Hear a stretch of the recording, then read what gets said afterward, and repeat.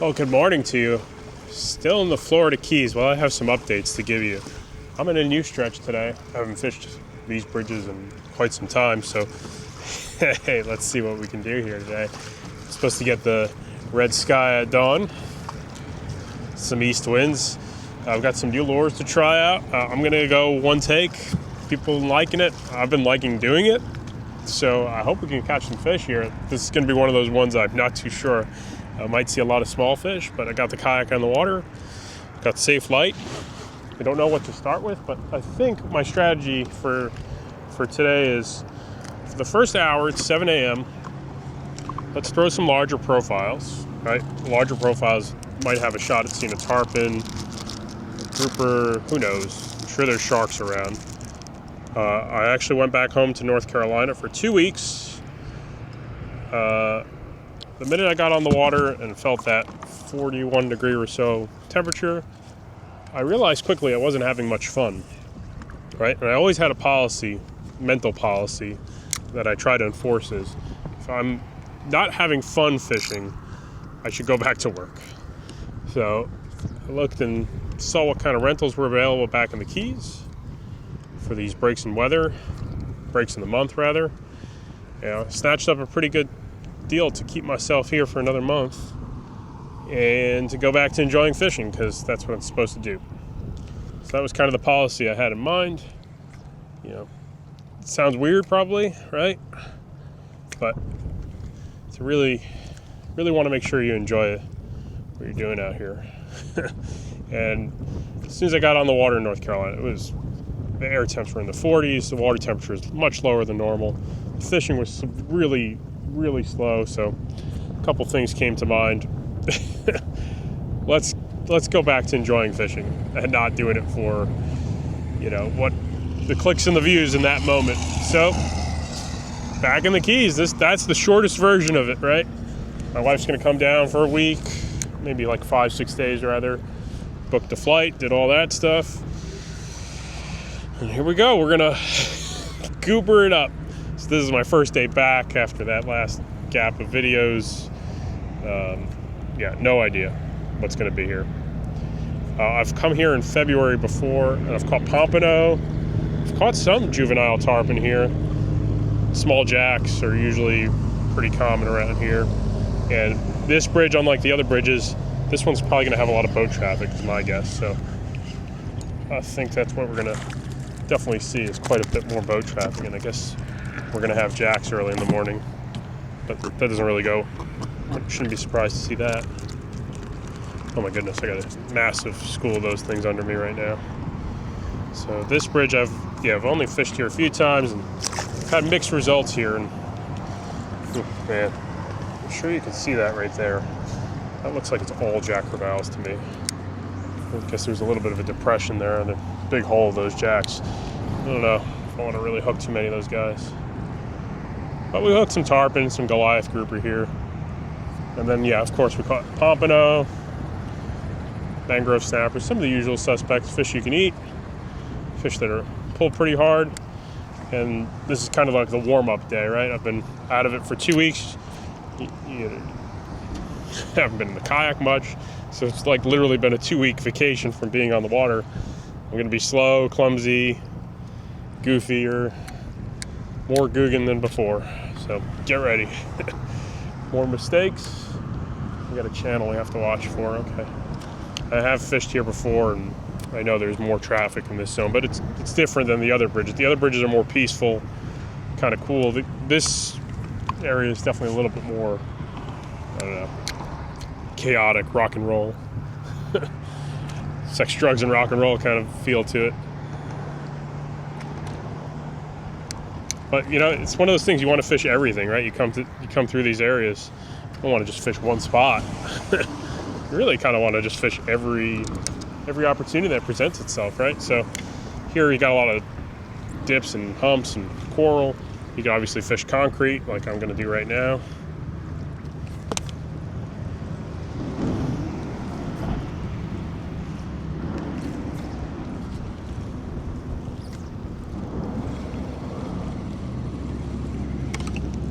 I think we're going to look for a reaction strike out of something here somewhere, I hope. I don't know what we're looking for. This is shallower than I thought. It's only 10 feet here.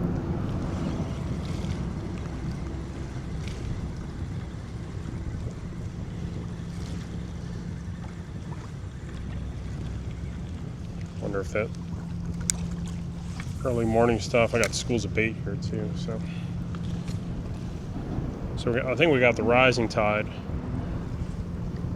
We'll see, man. I don't know. I can't. If I start telling you what to do, what I'm going to do, I obviously have zero clue.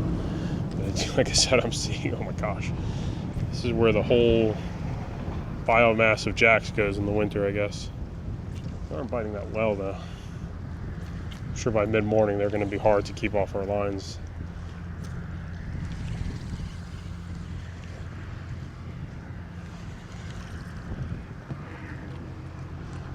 Some coral stuff.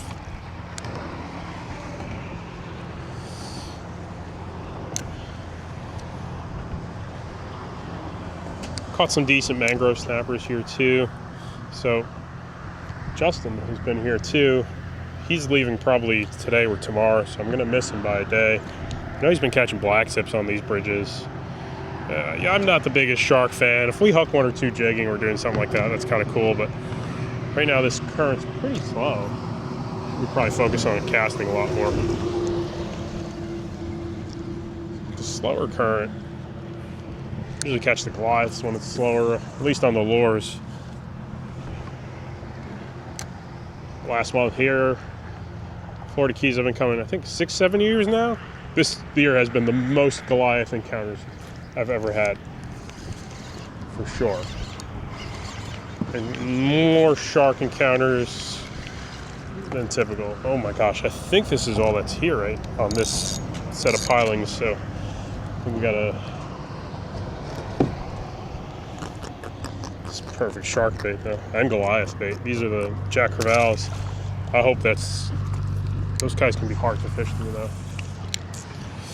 We'll see. I think that was an eagle ray over there.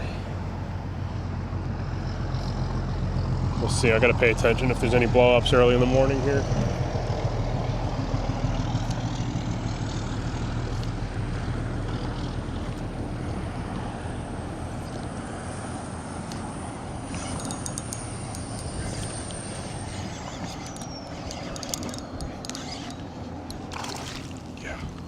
Gotta move from this.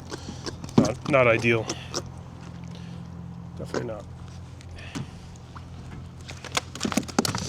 Okay, these are jacks. Fish are probably a couple months old, right? Definitely juveniles. Let's try to get a little shallower then. Maybe when we go shallower, we won't find those jacks. And gotta keep that golden rule of the jacks attract sharks. So we don't want any sharks. I got a little smudge there from that guy. I'm sorry. But yeah, we don't want any sharks. At least not grabbing our fish hit our kayak. That sucks. You don't want that. Dealing with that's always the worst. All right. I'm guessing water temperatures are probably in the high 60s, so they're probably a little cooler than typical from around here.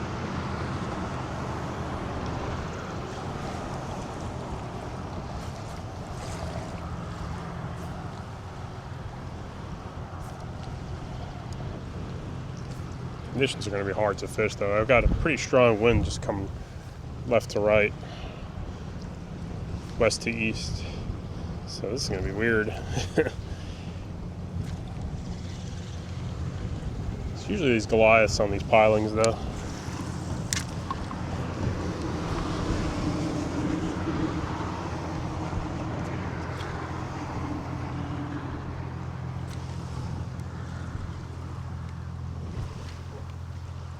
What's the other fish we'll catch here?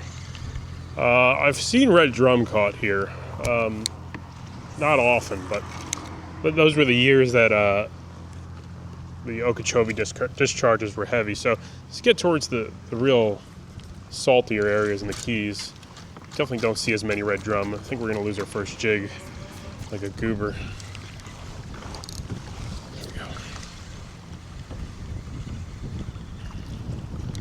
The up current side a little bit. There's going to be less jacks on the up. We can go down the other side of the bridge, see that too. There's no rule. Like, when it comes to fishing a lot of stuff, there's a lot of movement. You know, one area is really good, and then another area is not so good. And I've had my share of that was really good, and then that was not so good.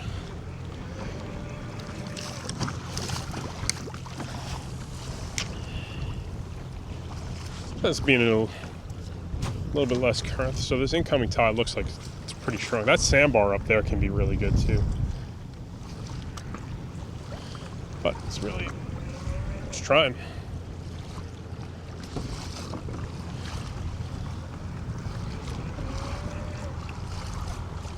Let's go shallow. For some reason I'm not getting the right vibes out of this deeper water right now.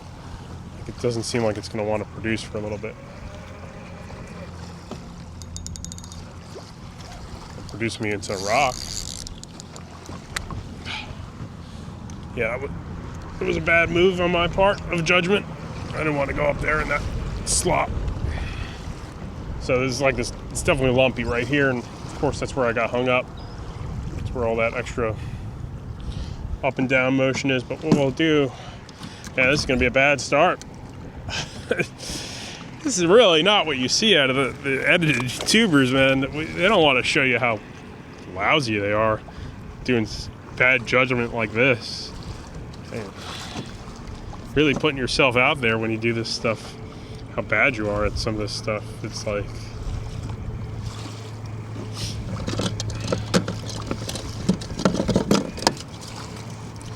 it's not like what you do. Oh, I feel like a lot of this unedited content's kind of a backlash to, how should I say, overproduction that goes on, where you never get to see the truth behind much, right? Because you do these videos, I mean, you see these YouTube videos, at this point, really, they're copying the formula of the old TV shows, right? And you might like that, I get it. It's definitely easier consumption, but it's not really reflection of reality.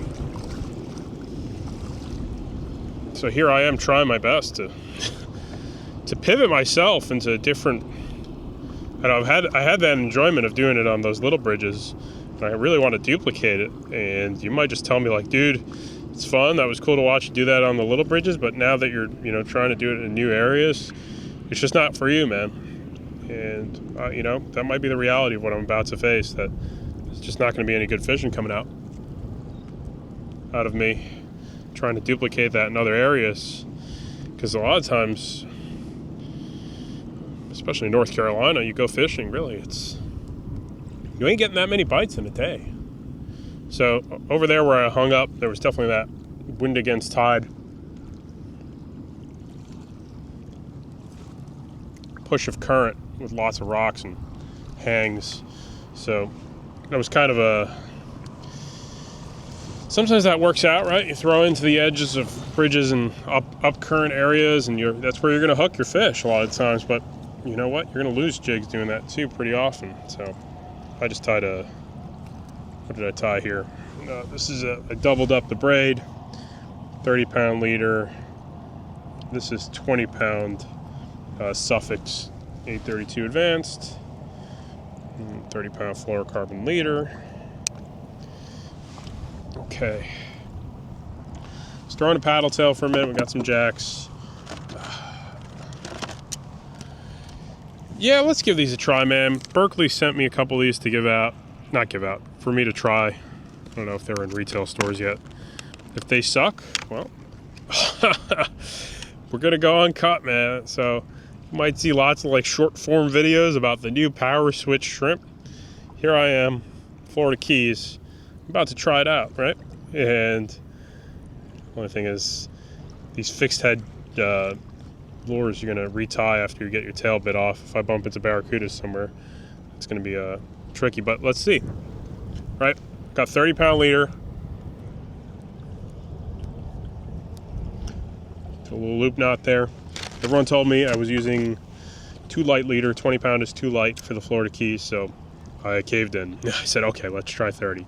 I typically notice I don't get as many bites, but you know, I think a lot of people with more experience are commenting on on these Keys videos, and they're telling me, Goober, 20 pound is too light. The rods you're fishing are too light. So I brought out the heavier Night Ranger, a little bit of a heavier setup. So let's see. I got right here on the edge of this channel.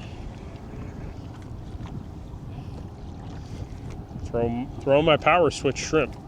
I hope I don't throw it into a rock. I'm going to be a little more cautious than I was earlier. This all looks really good for a couple fish too, though.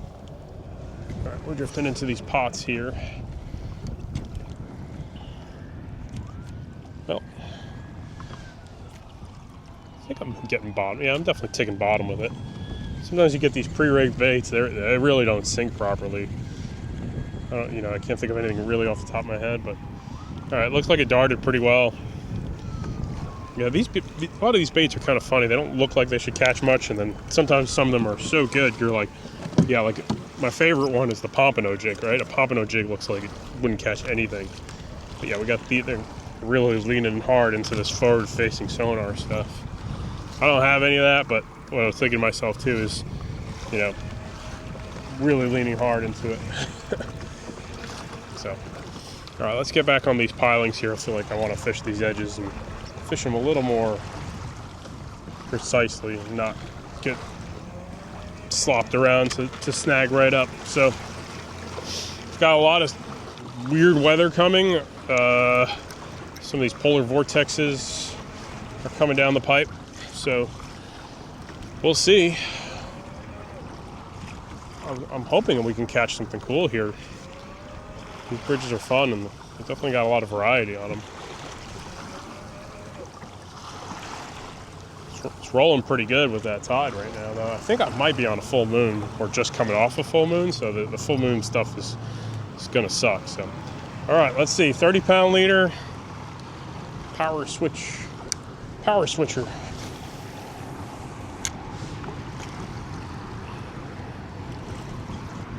goober. Wow, I see like 1, 2, 3, 4 boats coming down. I think there's a lot more charters here than where I was fishing last month. I've fished here maybe 3, 4 times, so not too many goes. So I don't know. But quite a lot of fish here, so at the same time. But yeah, that boat traffic definitely can be a little. Yeah, these are all charters. Charters truly despise the YouTuber. We are public enemy number 1 to those guys. Not all of them, but some of them, yeah. And plenty of reasons why. I don't think you have to read into it too much. Yeah. Yeah, there's 3, 4 charter boats there. Probably fishing much greener pastures than this bridge.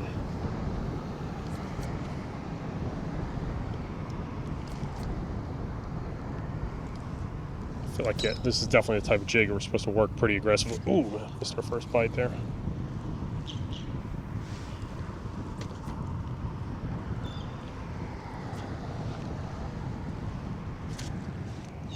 And a couple bites, 2 bites. We'll catch those jacks with them, these shrimp lures. Stay away from that. So we're going to work shallower, do a kind of a weird strategy. We're leaving a zone where there's quite a few fish, but I think going somewhere here is probably going to be the move. So I wonder is anyone ever able to tie an FG knot on their kayak, and see it's like white capping. I've got a little bit of wind. I've got these wind muffs on the cameras here, so I can definitely film a little easier, and you won't hear too much wind noise. But I can't do an FG knot on the water when I'm bouncing around like that. Let's see what this fish is. Feels like a jack to me too. Don't want anything to do with that guy.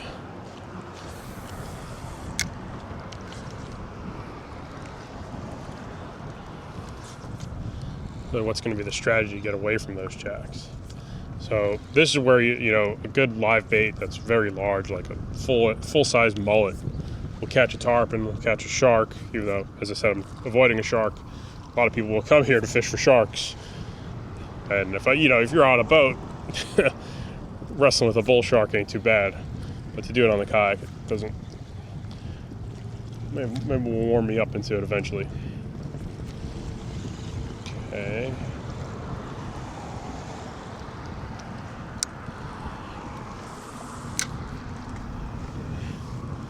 I don't know how long do I give a bait to when it's like the first time using it. Is it a hype bait? Is it the real deal? 30 minutes? An hour?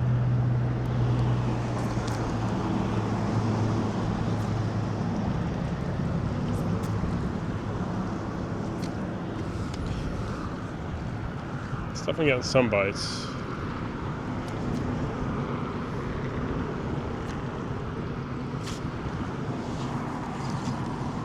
I think those were more of those little jacks though, man.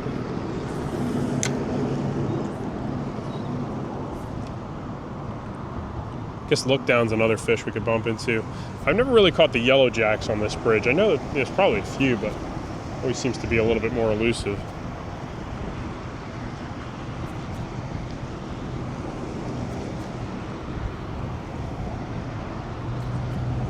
If this turns into 4 hours of just jack crevalles, I'm really sorry. I really am.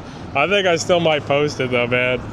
It's a different side of me. I hope it's you know what, let's talk about food, what we're gonna eat this week. First thing I did when I got into my Airbnb, oh no. It's kind of what I feared would happen with these little jigs, is you're gonna lose these tails. First thing I did was get into town. I went to Habanos, got a Cuban sandwich. Enjoyed that. So, step one is make sure when it comes to a lot of these fancy baits, if you buy them, they'll get pricey on you. These are probably going to be, I'm guessing these are $8, $9 a pack for 3 baits that are pre-rigged with hooks, right? You really want to avoid places with toothy fish, right? So this is one of those things. The Florida Keys are kind of tricky. Most people say fishing lures is a waste of time here, and I really do agree with it. But you know, one of the points I like to always kind of drive home when it comes to fishing the Keys, why I like to do lures, is like that live well. I'm a stickler for throwing on a ton of weight on my kayak and also slowing it down. So back behind the kayak here, there's a cooler with ice. That's 20 pounds. There's going to be fish in there, hopefully. You never know. And then another 40 pounds, man. And when you start going into some rough stuff with all 50, 60 pounds of weight, your kayak is no longer as seaworthy as it was. Right? So to me, it's, you know, it's like a safety thing. It's a performance thing. So I kind of, you know, really wanted to maximize my vessel's performance, what it's designed for. If it comes down to putting a live well full of bait, just buy a boat, man. Get a skiff. I get it. You know, I probably should be on on a skiff by now anyway, but I'm stubborn. I like fishing from plastic. That elitist type, you know? Like the thrill of puckering up every time something real big comes near me.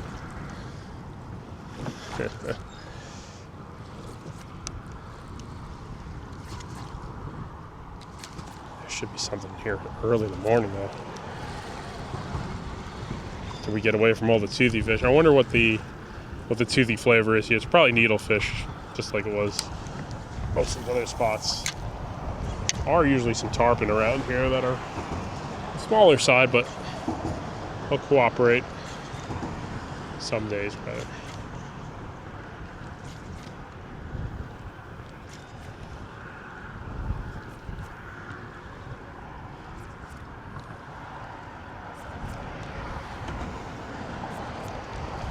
Okay.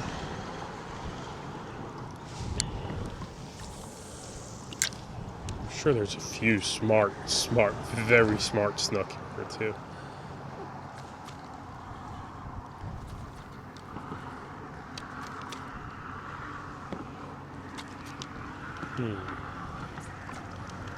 Try to get into like that. There's a little deep trough right there too, secondary channel. Out here, there's not much current and it's kind of flat. Doesn't mean there isn't a few fish, but I think I need to take advantage of this stuff. Do my best.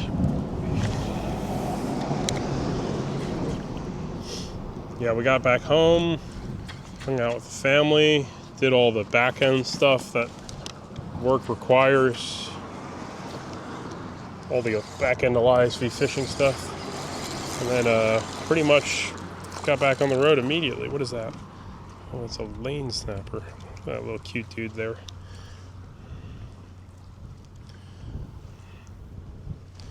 Yeah, required me to do some back end stuff. That's it, man. Yeah. So these days, I guess as I grow older, it's about, to me, it's really about fishing areas I like to fish. Nothing really stands out. Like the Keys, I mean, there's other areas I like, but yeah, the Keys are definitely in that top 2, 3. It's not really the interest of driving myself borderline insane for a glorious catch. I think that kind of faded away in the last few years. Yeah. I'd rather just have, I guess, everything I want, right? Beautiful water, lots of bites, and most importantly, to relax too, right? Like to take fishing back to, I guess, where it started for me seems to be important. I do want the new experiences, but at the same time, the idea of stressful fishing ever since COVID, I really gave up on that, man. They call it just burnout fishing with Elias. So it feels like probably to a lot of people. This guy's burnt out. He doesn't do anything cool anymore. Yeah, maybe. But maybe it's just I've changed. It's the idea of throwing a shrimp lure at a piling. It does it for me, man. Just there's something weird and enjoyable about throwing a shrimp lure at a piling. That's it these days.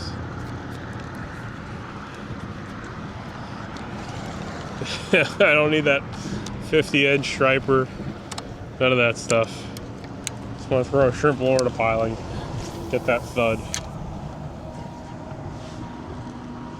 Eat some food after. Go home happy. Hopefully my shining ray of positivity is gonna come through to all the viewers. And I'm getting some bites there. And pulled, I think, pretty much every single one of them. But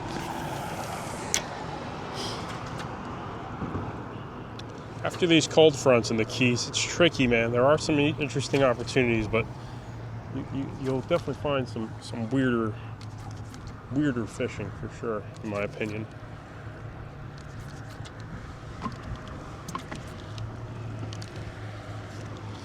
I know Justin's been going to Flamingo, the Everglades. I really want to get over there, man.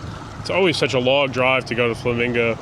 I've never fished it, so I really want to see what that's like. I've only fished Chokoloskee, Everglades City, so Flamingo's never been there. I'm sure there's a couple other spots I really want to hit. I haven't been through too much of Key Largo either. And I've never actually been to fishing Key West yet, so I've been kind of seeing other stuff. So maybe this trip will end up at Key West for a day. I don't know, kind of like that idea. But I also just like the idea of just trying all the new spots, man. Trying new lures. I brought my live well with me this time, so we will do some live bait fishing. If I can get some good live baits, shrimps, etc. But I think one thing at a time, though, is feeling this stuff out. I want to catch something to eat, actually, too, on top of that. The fridge is empty, so, you know, one of the things I noticed, the days you're not going out to eat, I'm not going to Publix to buy chicken or anything like that. I'm really eating fish. So last time I was here for about a month. I think I lost like 7-8 pounds because I was eating out 1 or 2 days a week, and then a lot of the other times I was eating the fish I was catching. And I wasn't like dressing it up too much. Poke, ceviche, like all these things. And at the end of the trip, man, I was down a lot in weight. I think I had a bite in there.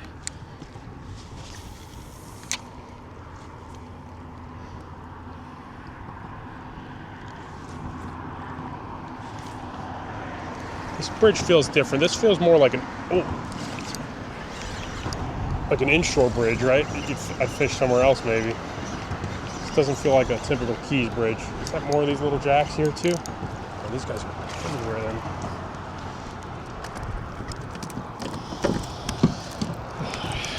shrimp lures might not work the way I'm hoping for them.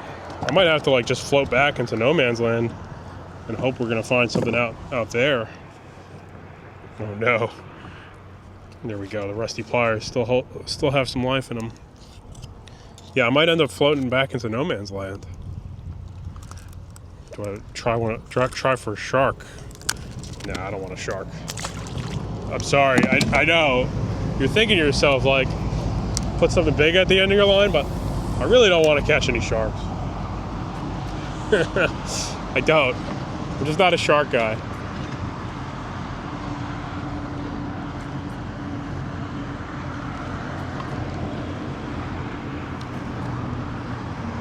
No sharks, no rays, no brown fish, man. There's a bunch of fish there. I think we're seeing the flaws in the shrimp maybe not working that well though.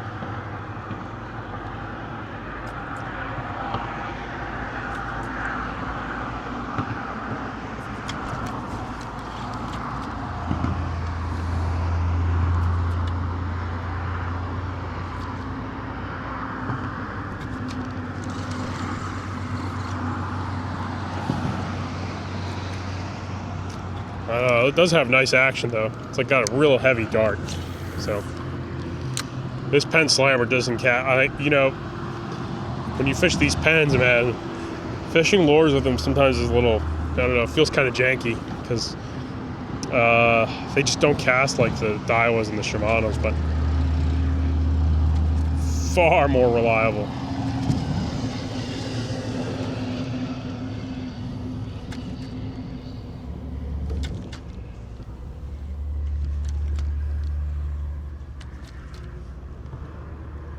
You know, I marked a bunch of fish out there. That's why I'm like casting kind of into that no man's land trough right there, but no, they didn't bite.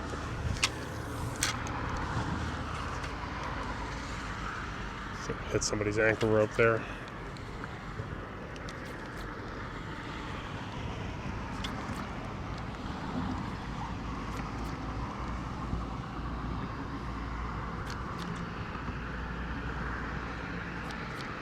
Real fickle. Wow.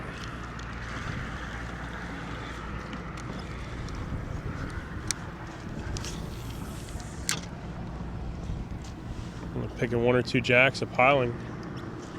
Keep the lures at home.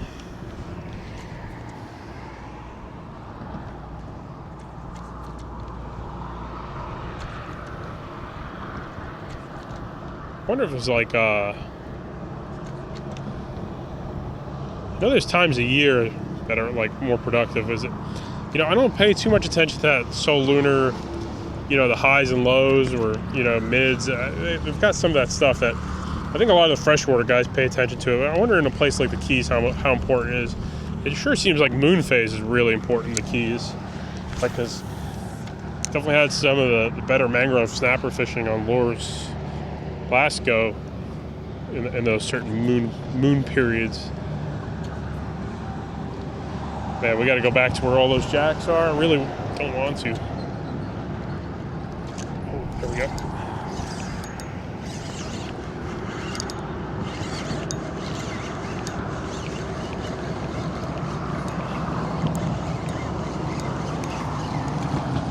Yeah, I don't want to, even though I'm getting them here and they're this size.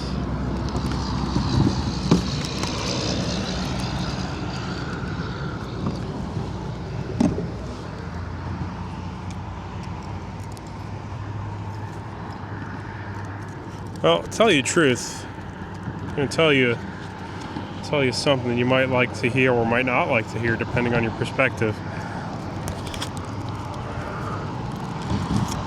Most of the time, you go on these bridges in the Keys, you're going to catch a lot of those jacks as your primary fish.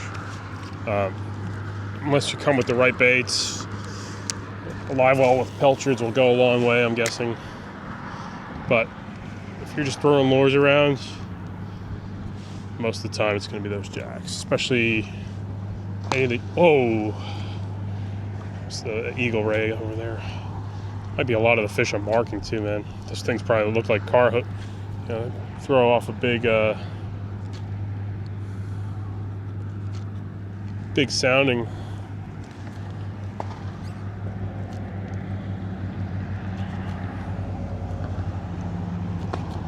Wow, there's another one over there.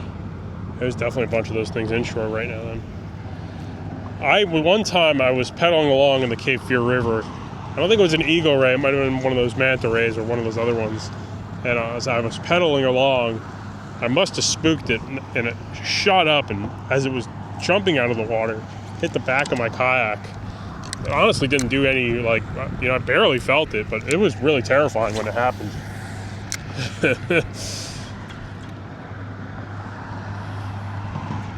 It's definitely in my top 5 clench moments in the kayak. That, hammerhead sharks, and bull sharks. Those are the 3. And boats. Alligators. Those are 5. There you go. 5 things that, usually alligators are chill. Every now and then you get one that's, like, really weird. All right, man, I'm talking a lot. I'm not catching much. I don't know what to do here, man. Okay. We're gonna go back in that heavier current, but what are we gonna do to avoid jacks in the current? That's really what's going through my head.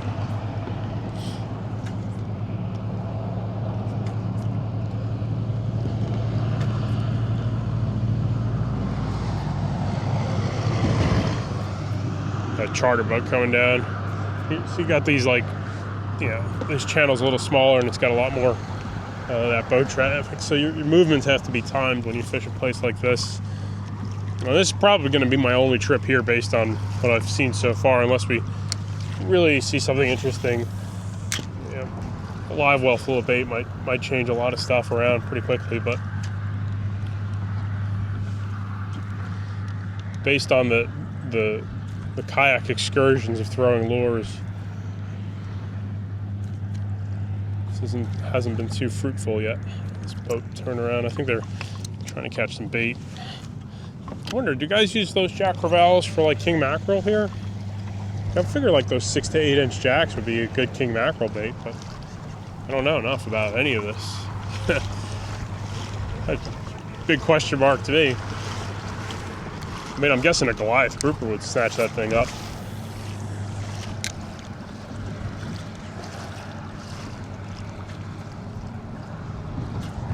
A little bite there.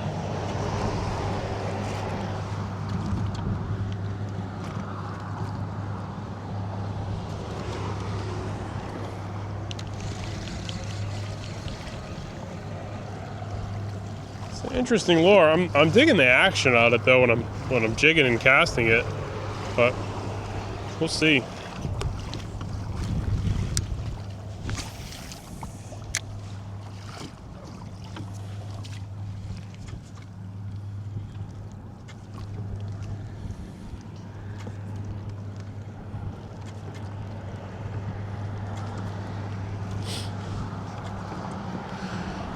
A lot of these bridges fish differently though. That's what I learned. Like, so I was doing that jigging in the last Uncut videos.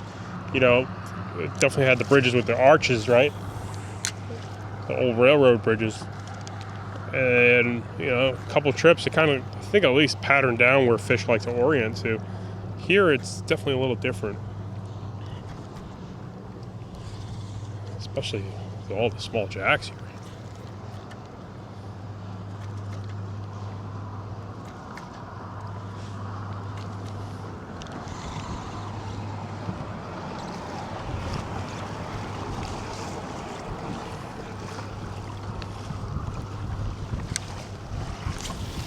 I know they got that new NLBN shrimp, the JYG shrimps. There's a lot of shrimp lures. Honestly, if you have to tell me what's the best shrimp lure that I've used, Voodoo shrimps are good, Z-Mans, and I would say the DOA is probably my top 2. Gulp shrimp and DOA shrimps are my 2 top. Something about the way that DOA shrimp falls down makes it a really good shrimp artificial. You know, if you don't do much artificial lure fishing, sometimes the action is what grabs you, but the sink rate on a lure is also pretty important. Like, the darting motion is important too. So like this guy, I can't tell really quite how I like if I really like the way it sinks, but the way it's cutting through the water, I am liking so far. Initial impressions wise.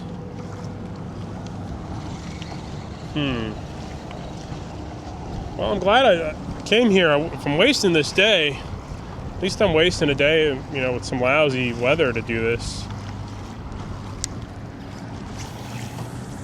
I mean, this is really the same strategy. It's cast at every piling, cross your finger. But I think we gotta get back into that deeper water. Maybe fish slower. Try to find somewhere where the drift sets up. I can fish a little more vertically. Like, this doesn't have much of a drift, any of this for the most part. So that's important too. When it comes to vertical fishing, you want to drift. And I think that's what we're gonna do here. I honestly rewatched my video from last year or the year before where I came here and it jigged a Goliath and a tarpon. I was like, okay, I was fishing vertical for a lot of it, so that's really what we're gonna see here right now. Try to do. I did have a falling tide, not this rising tide, but who knows. Yeah, even those jacks kind of tore that up a little bit though. All right.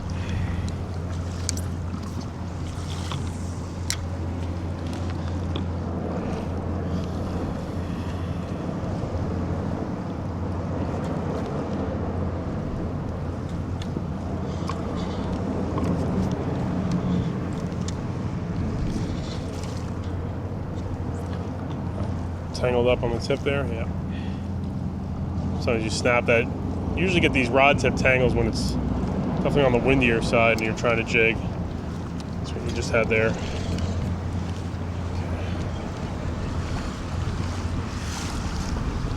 All right, we're going back to Jackland.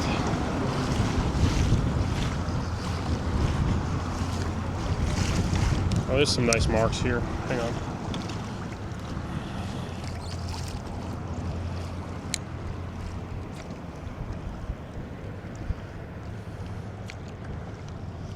See how I have no drift? I stopped right here in 13 feet.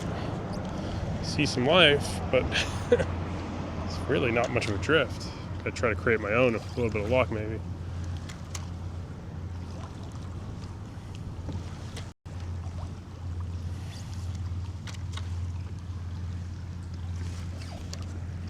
Gosh, keep twisting up. Bad. We don't want to hook anything and then be twisted like that. Good.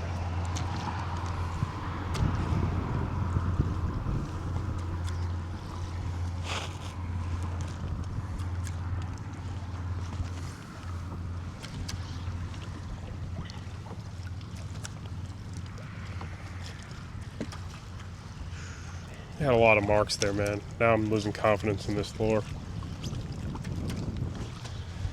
You know, you see a lot of fish and then you don't hook up. Sometimes you get a little sketched out about what you're trying to use then.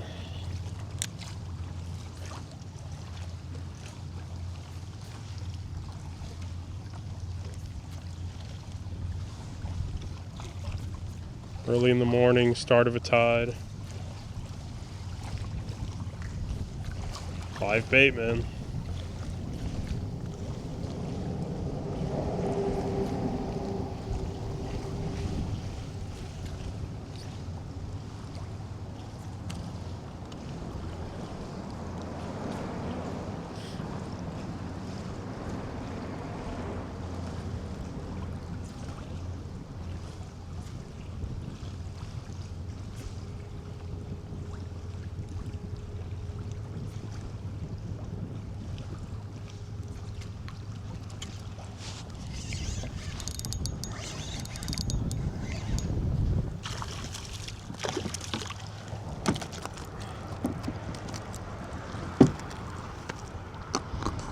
Just being a tourist. That's the title of today's video.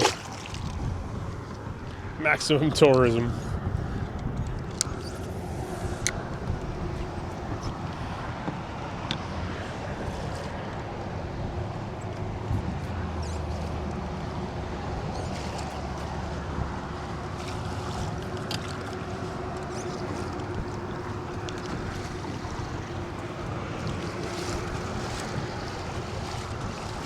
I don't like the fact there's nothing bit there, man.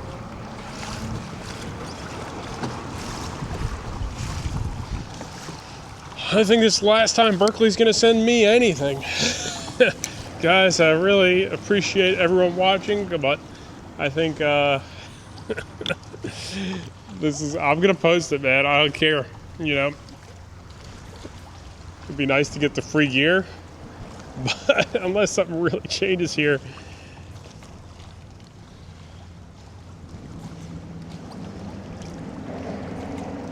I don't think Berkeley's sending ISP fishing anything ever again after this video. I really hope somebody comments on this video in the future and shows, like, either A, how terribly wrong I was fishing this lure, or B, all like the hype squad that shows up later with this this shrimp lure. As of right now, oh man, this ain't looking good for me or this particular shrimp. I suck. If anyone's left watching after watching me catch 6-7 little jacks, thank you. First of all, thank you. But second of all, oh man, I'm sorry. I think we've got to try something else after. I mean, I gave it 30-40 minutes. I did catch a couple things. Really over here in this zone where I had a couple nicer marks, I kind of finally got a little concerned that I should be hooking a little more.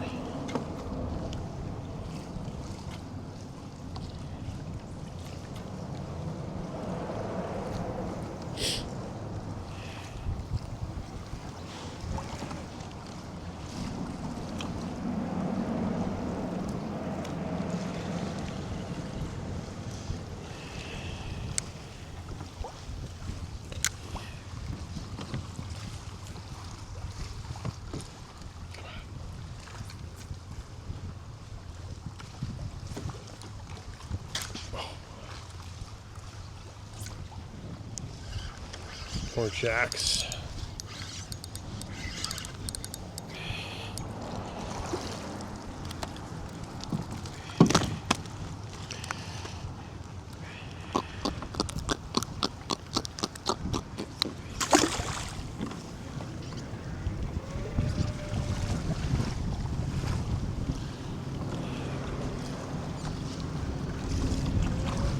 Tail's still hanging on. Doesn't have too much juice left to it.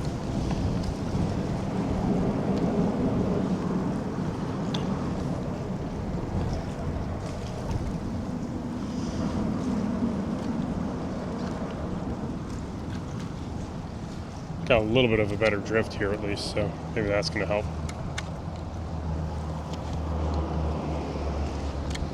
And keep wrapping up. Just jigging off around here. Okay, good.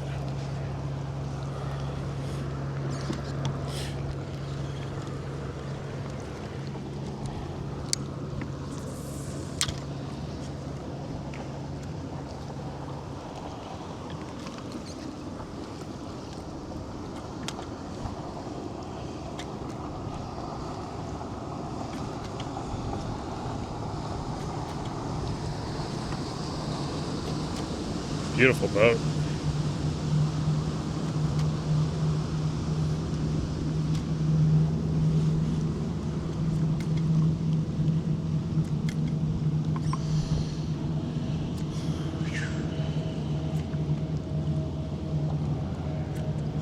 Yeah, I don't know, man. I feel embarrassed, man. I feel ashamed. I can't catch anything else for the last hour at sunrise. What happened? I'm feeling it, man. You ever get that? Like when you feel like you're on the spot, like you're pumped to come back to the spot, an area, and now I'm like, I can't catch anything besides some 10-inch jacks. They're a little bigger than 10-inch, but you know.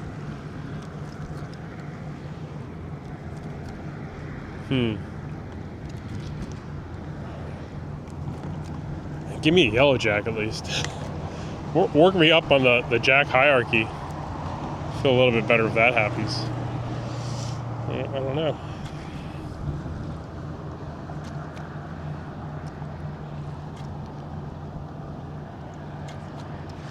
All right, let's get over to a different zone then.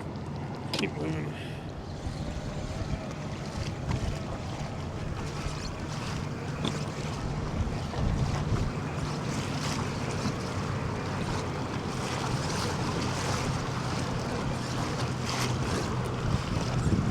power snitch shrimp.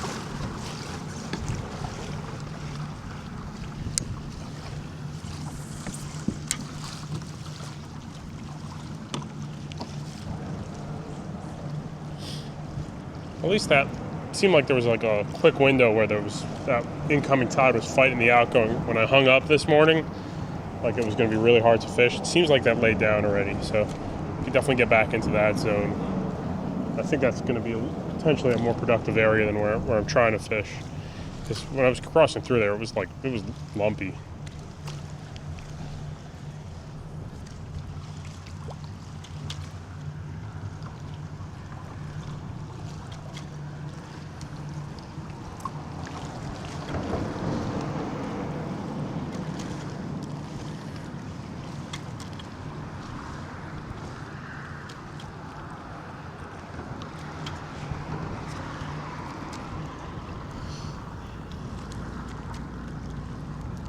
Yeah.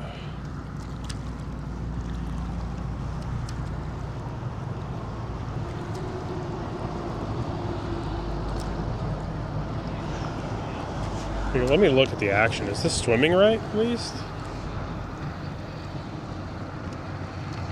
Yeah, I think it's swimming right. I mean, yeah, it's definitely working the way it needs to be. Man, I'm kind of weirded out why that's not getting bit.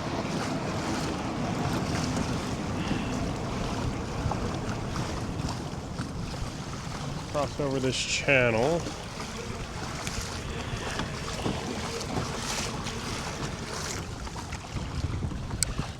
Really want to, yeah, you never want to fish in a channel like that. It's a big no-no. Your kayak in a channel, you're going to end up on a Facebook page. Even me fishing next to a channel, I'll probably end up on a Facebook page like, look at this moron. Oh, it's coming. I think I've ended up on Facebook pages. I probably end up on Facebook meme pages, I'd say once a year. You know, one of those Instagram or Facebook pages. So sometimes it's because I do something stupid, or sometimes it's innocent. It's a Lookdown, little one. Heard that's a good bait.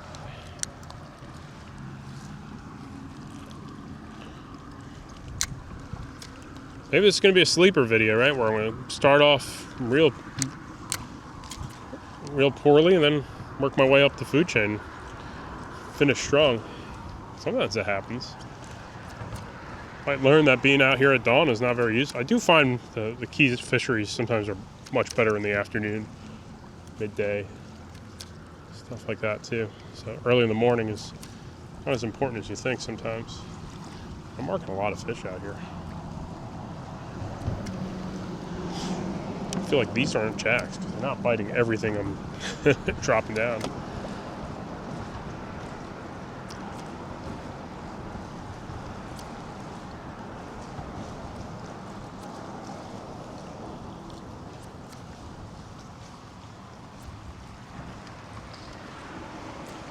All right, let's move over. Next side of the channel here.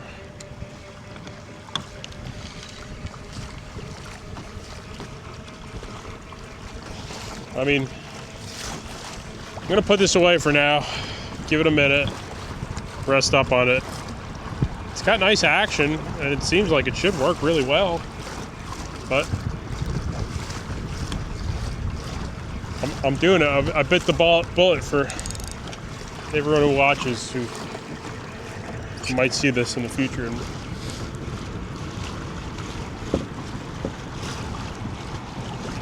But you don't know, right? It's like it could be one of those things that, for that brief moment, is the move. But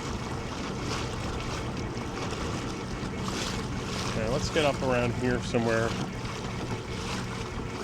It's the boat channel. These guys are cutting off across through here. But you got that water coming off the flat there. So there's a couple options what we can do. Voodoo shrimp's really solid choice too. So I'm not seeing the jacks really piled up on the upcurrent side here though. That's a good thing.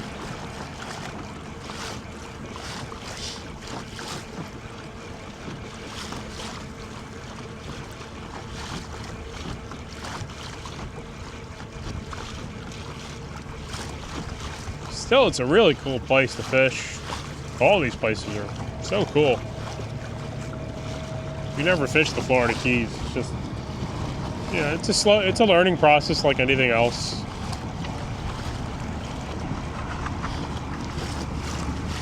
Had some great days out here. Scenery's always, you know, A++++. If you want to catch fish with family, you know, book a charter. Bud and Mary's Marina, there's tons of stuff to do. Famous one over there. There's head boats, all that stuff. All right, hit a little bit of a contour change here. All right, one more drift with this shrimp. Definitely in a different zone. So let's see if that's any different.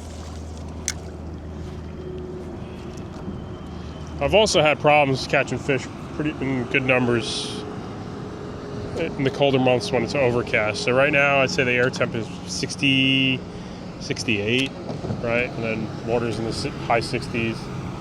And I keep wrapping up my tip because goober trying to talk and jig is not always the easiest thing to do.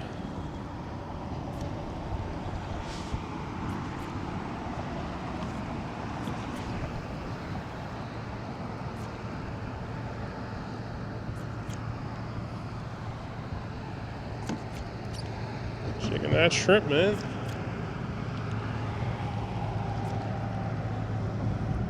Questions: do I post a video where I don't catch much? Like, oh, man,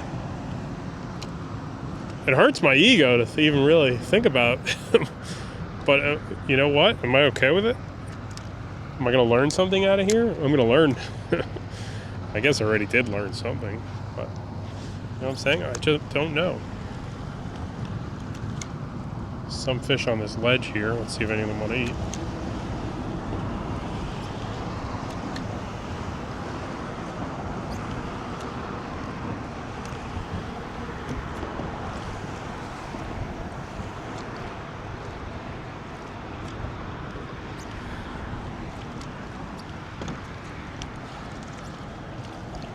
So what was interesting in that current, as that picked up back there, this jig wasn't staying down. Okay.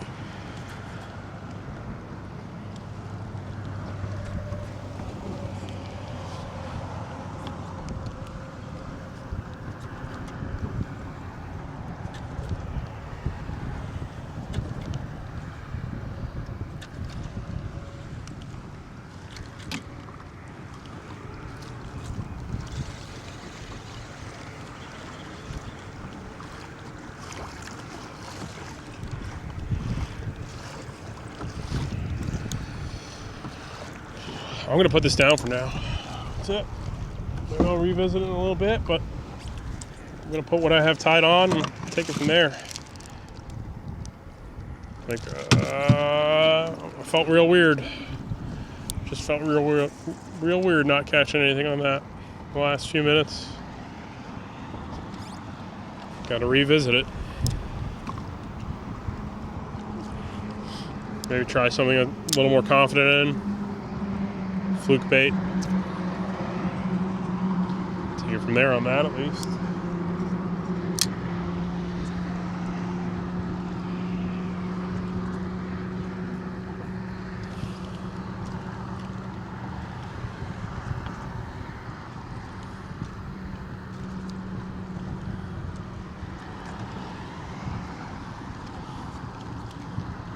Well, at least this isn't getting bit.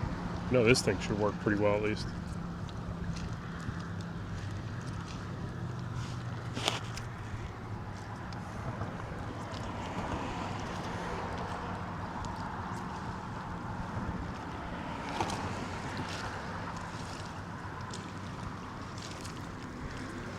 Caught a bite. Missed him, but at least had a bite there. Got him.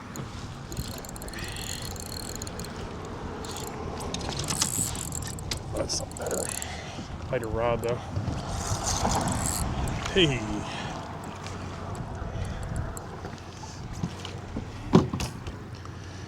Man, he's eating the little Rapala, not the twitch tail. I mean, not the shrimp there. I don't know. I don't know.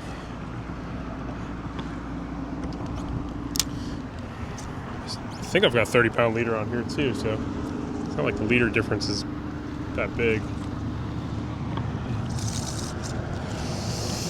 Oh, what did I do wrong with that little shrimp? I definitely did something wrong. Or maybe not. All right. Forgot the name of it. I think that's one of the Crush City freeloaders on there. They got nice action. Not the most durable, but they definitely do have some pretty nice action.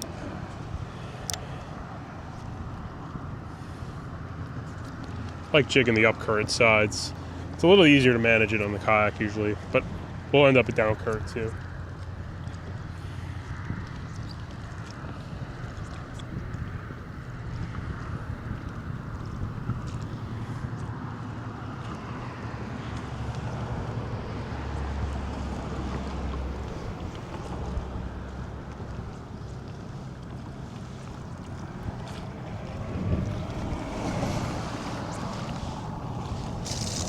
Definitely a few fish there. Alright, we'll just cast one more time back there. I think it rises up to like 6-7 feet, so it's definitely a little shallower right there.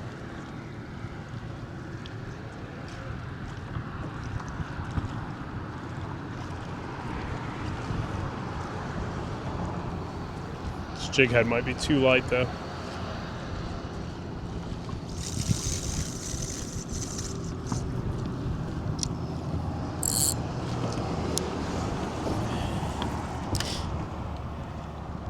Right now I'm in a mode of trying to relearn because that shrimp lure just wasn't getting the bites that I was hoping for.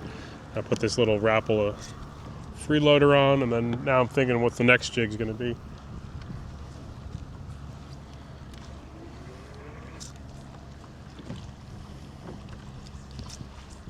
Zoom fluke maybe.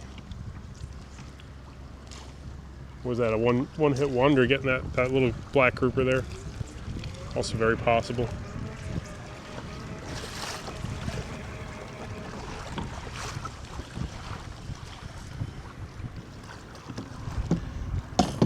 Let's see.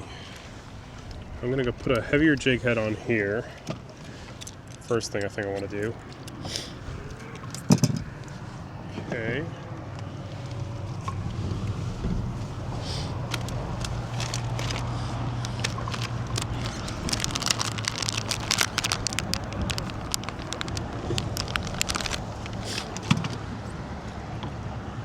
These weigh 3/8 of an ounce, Mackinaw. Still got 30-pound leader on there.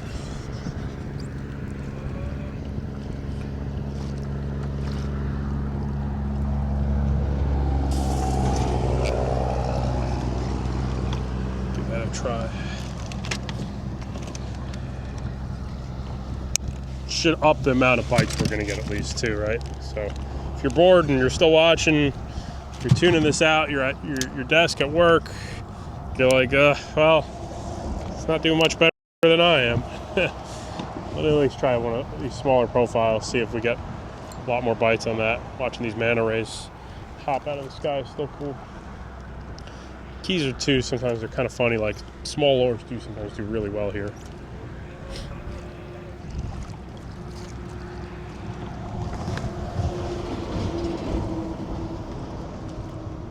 Definitely had those days where the small stuff really outperforms.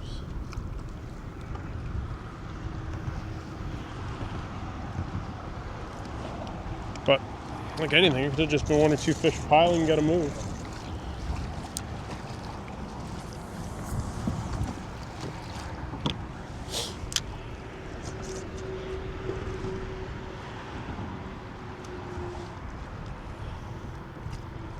I hope I find a little jack again. Yes, up there.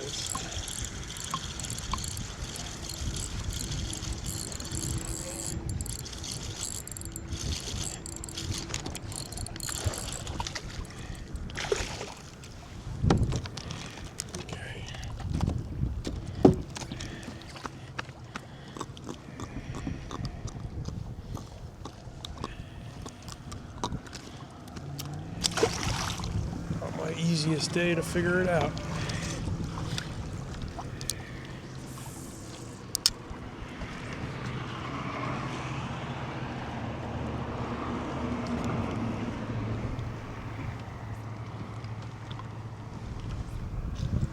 That's that deep stuff again on my right, so you know there's going to be jacks there. Let me try up against these rocks a little more then.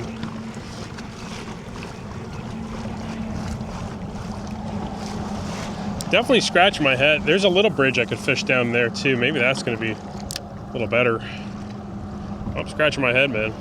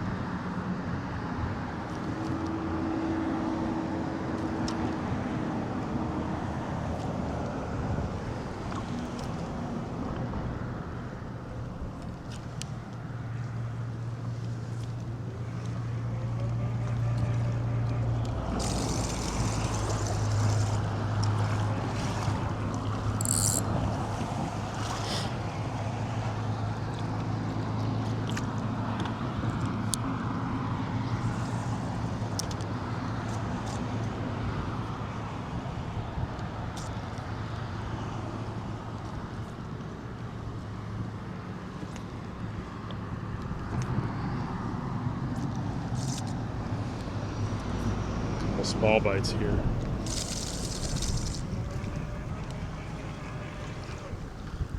Tore right through it.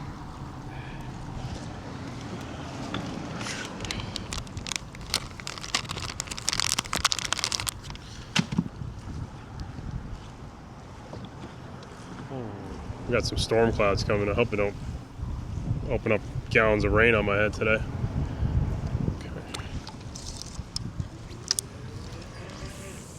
That mutton snapper, the other, before I left, ate this little tiny paddle tail too. So a lot of these fish do eat some pretty small lures sometimes.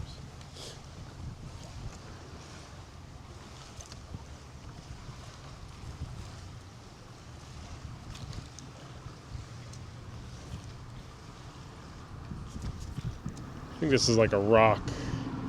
Yeah, it feels like it's pretty structury. Come over those humps. The current's moving really nice on this one though. Come over those humps, sometimes you're not sure if it's going to be. Instantly lose all whatever you're jigging with too.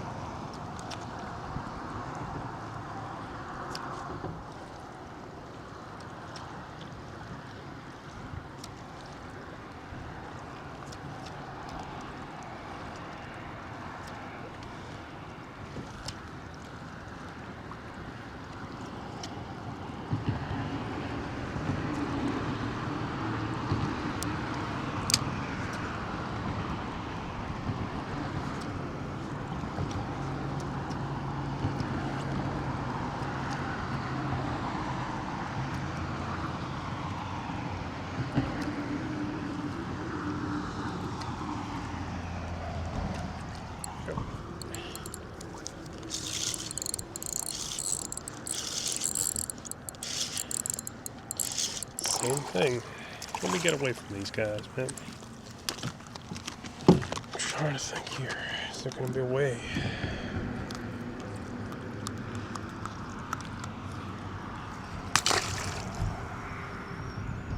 Dude, did this Pelican come from Robbie's to get a free meal? Is that what he did? Come all the way from Robbie's for that?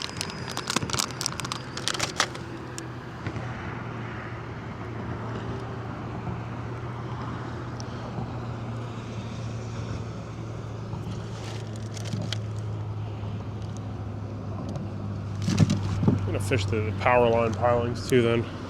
That's going through my head. That's gonna be the next move here. Let's keep drifting and I don't know, I can't figure it out today. Some details I'm missing. 100%. What are they? I don't know.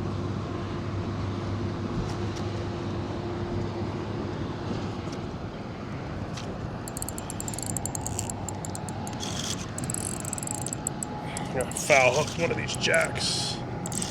Yeah, must be that many down there.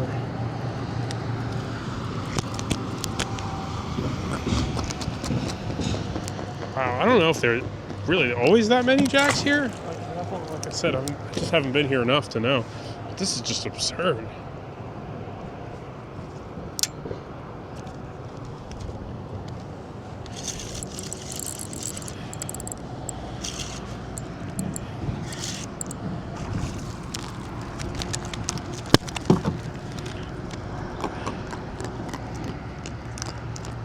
No, I'm not giving you a jack, man. Don't feed the wildlife. It's cute to try to see if this bird's gonna eat. He's got a piece of monofilament hanging out of his mouth too. I think that's monofilament. But yeah, it's cute, but you know, associate. This guy definitely has been fed by humans a bunch of times.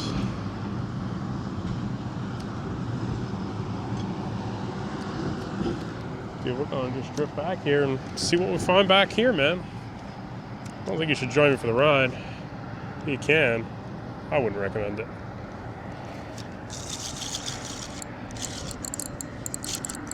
Jacks and sharks, probably. That's what we got here.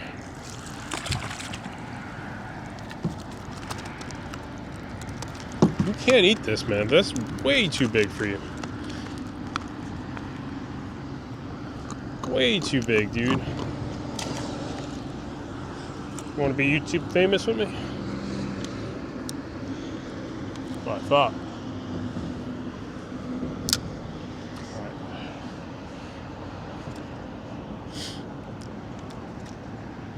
Right. 8:20, right? So we've been fishing a little over an hour. I'm going to try these Powerline pilings right here. See if they got anything different.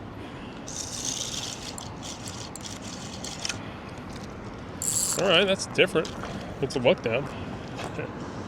It's kind of a small one.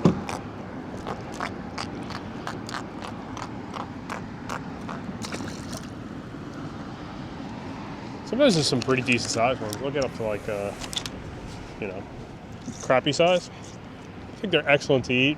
You know, there's a lot of good eating fish out here, but they are pretty good. Yeah, there should be something on these little Powerline pilings too.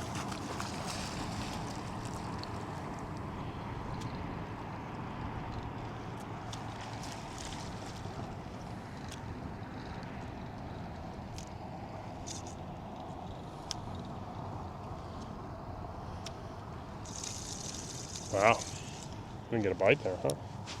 Actually, I did. It tore me down there. Maybe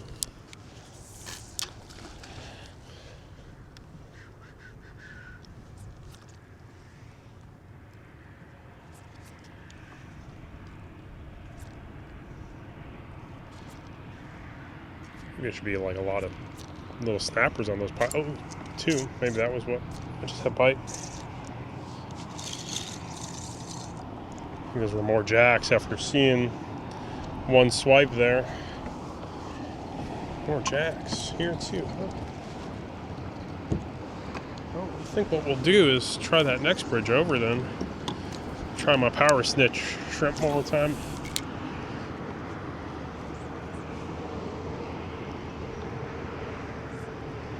Hope we ain't getting rain, like any real rain today either. Definitely on my thought processes right now.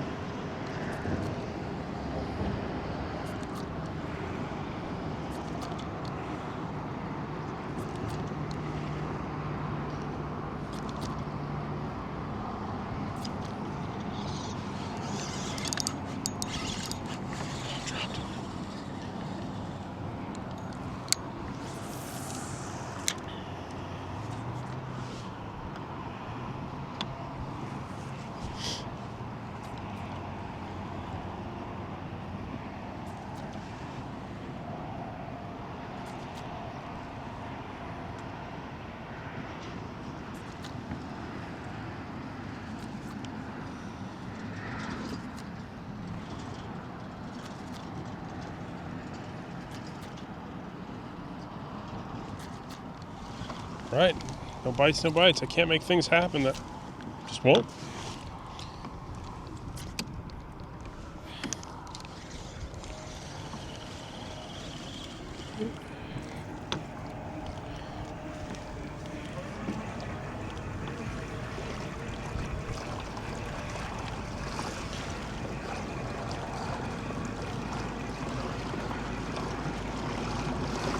It's a really cool zone though, man.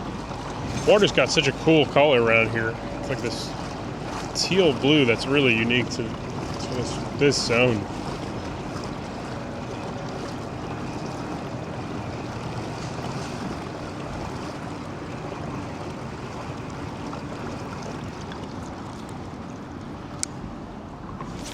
I have struggled here in the past though, like, I do recall not tearing them up one other time I came through here. I gotta try those flats for barracuda, right?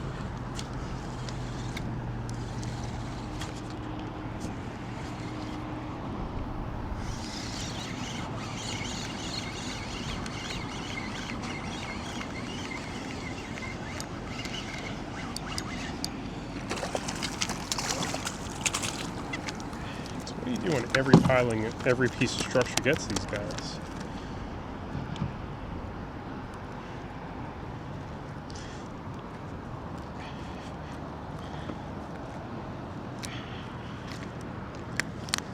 I think I was complaining in the last video that the jacks left one of those other bridges, 2 weeks ago. I think I found them all and more. And then some, right?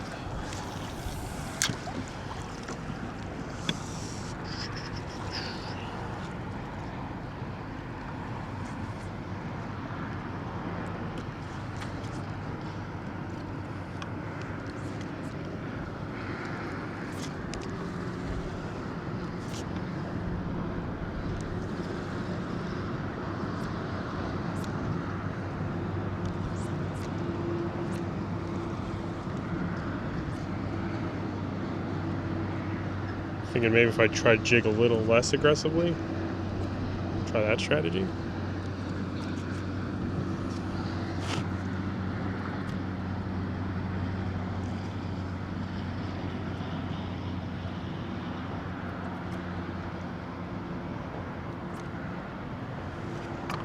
It didn't work either.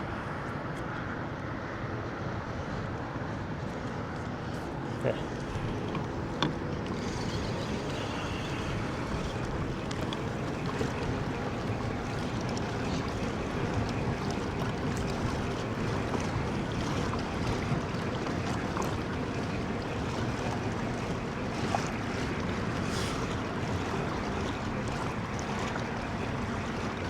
There's definitely like snappers up in here too, right?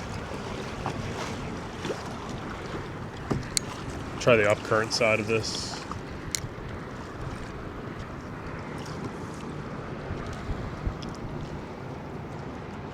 It's chilly out, man. Feeling it.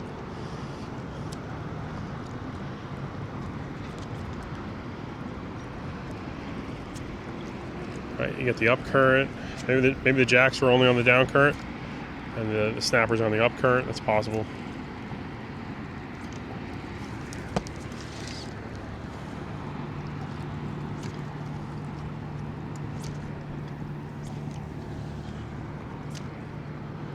A few bites here, actually.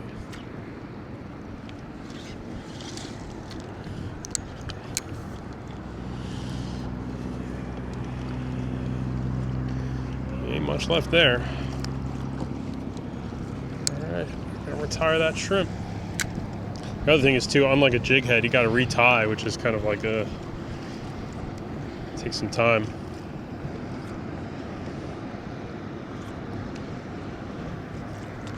One nice fish will change our opinions. That's how it is with a lot of lures, though.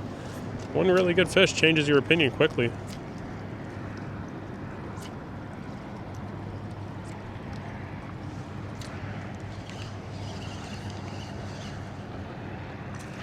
Size of these things.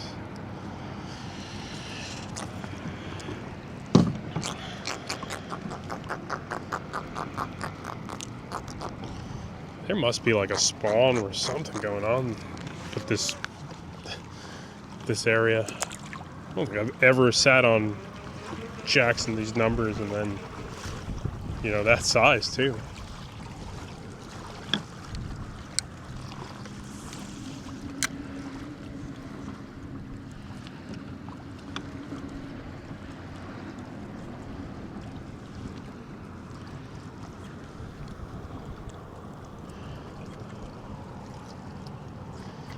sure there's plenty of sharks here somewhere.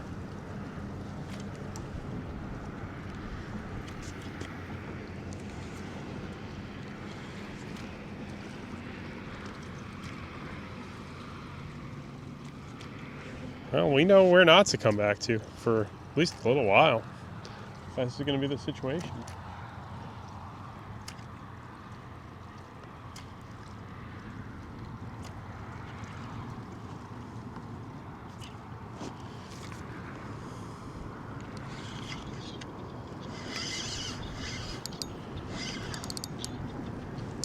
Yep. Okay, I've seen enough there.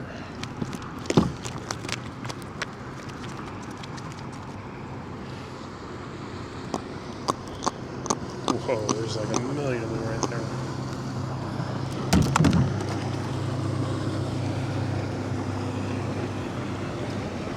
Alright, power snitch. I'm done with you, man.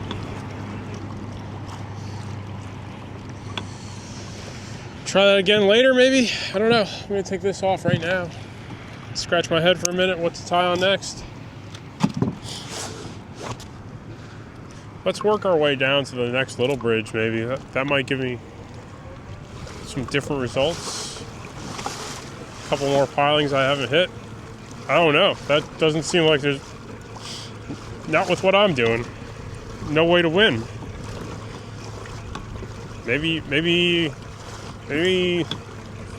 you know, I don't think topwater will do anything there, or bucktail, anything. I don't know. That's the most I've bumped into. Just had to keep hopping around. So it sounds like I'm complaining. I'm not. I'm just trying to learn it, and you know. But I also want to make sure that let's see something a little different, right? So I'm gonna try a couple of these little. Try around here, US 1, and then try one of these little bridges. You know, I don't want to finish out over there. I do want to attempt that. You're right. It's not going to work. Try something different quick. Hang on. Let me clean this lens too.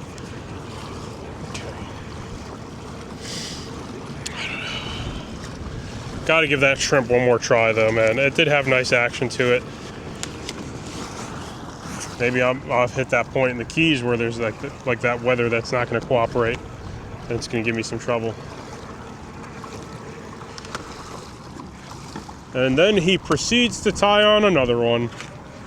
Honestly, I did not pack too much stuff with me today, right? I just got a couple of these jigs.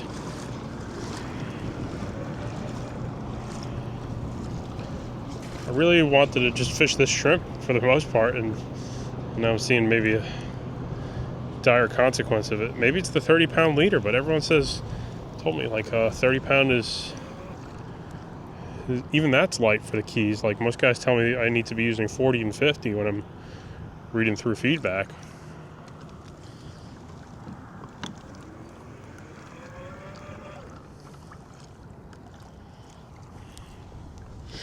Should probably just fish for little fish like I'm supposed to. Trying to do something dumb that doesn't makes no sense out here, right? A lot of pots right here. I wonder if there's some good hangs. So yeah, what I'll do is I'm going to run down to that little bridge up there and we'll see what's there. I know there's fish here, but maybe I've hit this point where I'm not going to be able to fish through all those jacks. And that's going to be the way it goes for the day.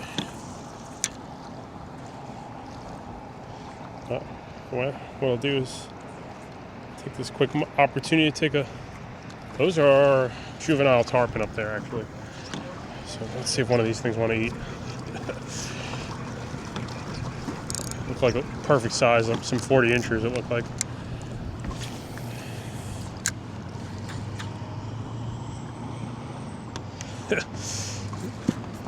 Trying to run from those jacks, I get it.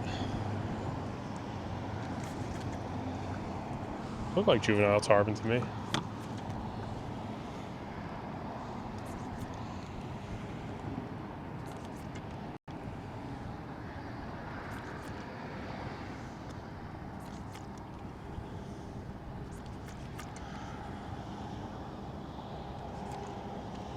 Maybe they weren't.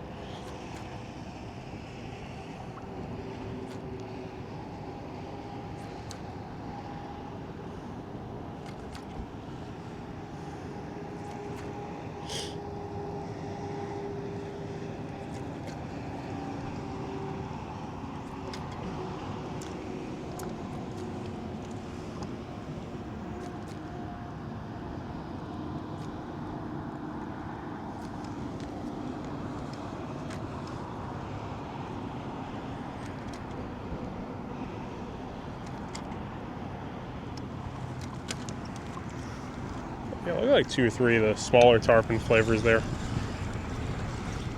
Those are the ones I'd want to hook on the kayak, honestly. I like those 40-inch tarpon. After 50 inches, they start to get a little, starts getting a little squirrely. 50 inches, I want to be right there on land.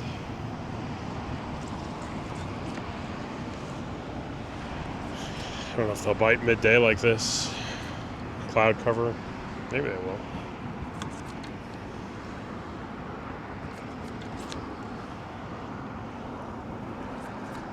Looks like 2 of them down there.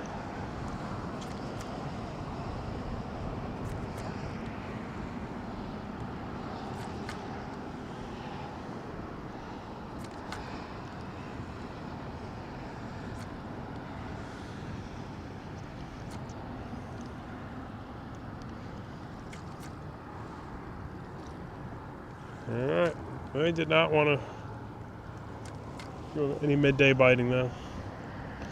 Need John Skinner here to show me how it's done. He's also throwing a Zoom fluke.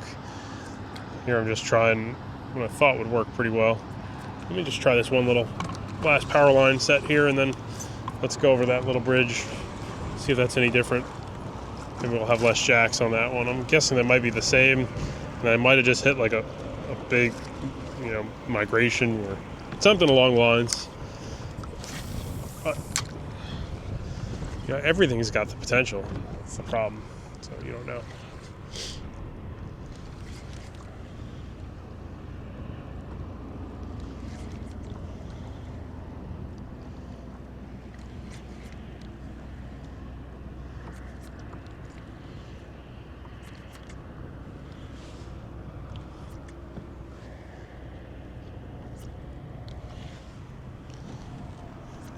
Nothing there either. All right.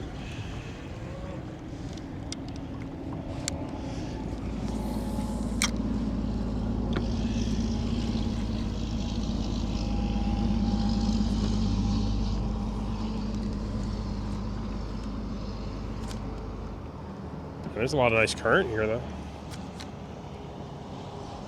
It's moving really nicely right here.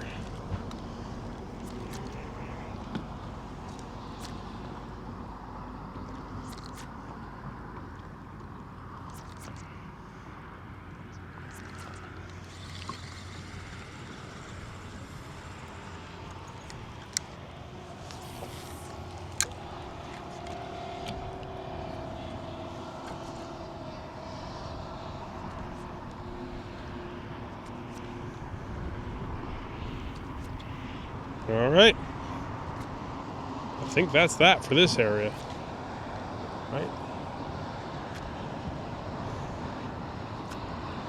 All right, let me take a leak. Make one more cast. Let's make one more cast with the Mackinaws. Smaller profile might be what I need. That's switch shrimp. That's it. I'm not going to use it for the rest of the day, I promise. I think I had enough seeing that. Going to revisit it another day. That's it.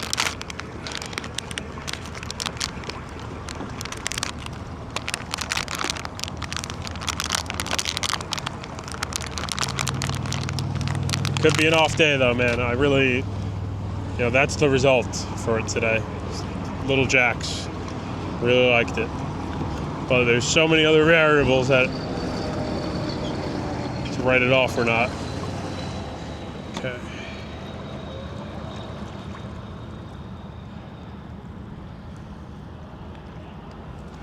Let's try this.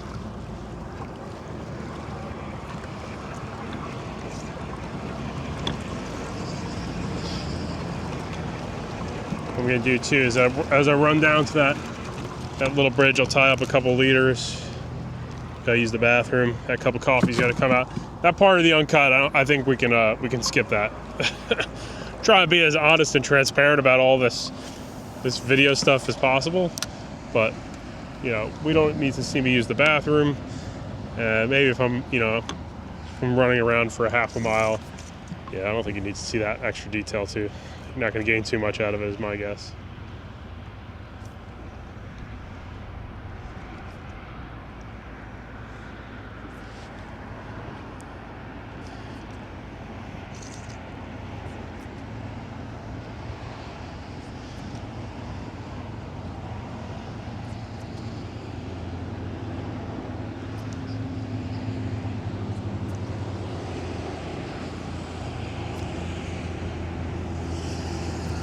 Real fishy here.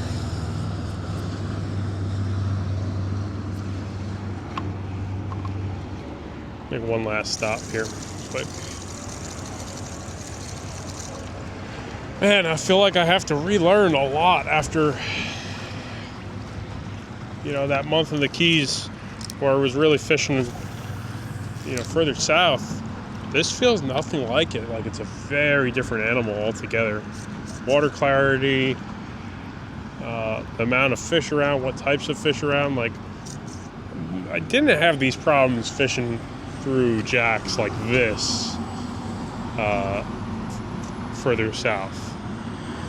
Here, I don't know if there's a way to do it. But I mean, I'm not exaggerating. Like, down there was literally piles and piles and piles of them.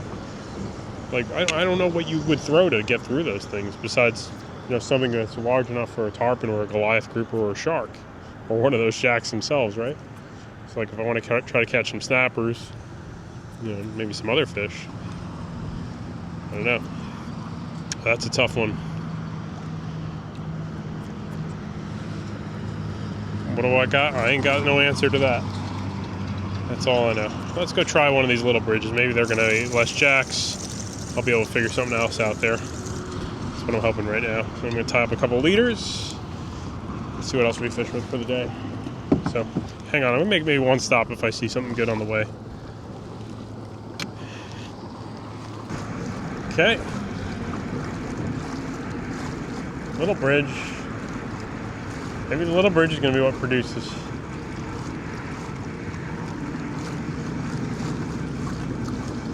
Still cool. How's that hanging off that bridge pole right there? Oh, it's a chum bag. Somebody fishing there? I don't want to be on somebody got a chum bag hung up on there.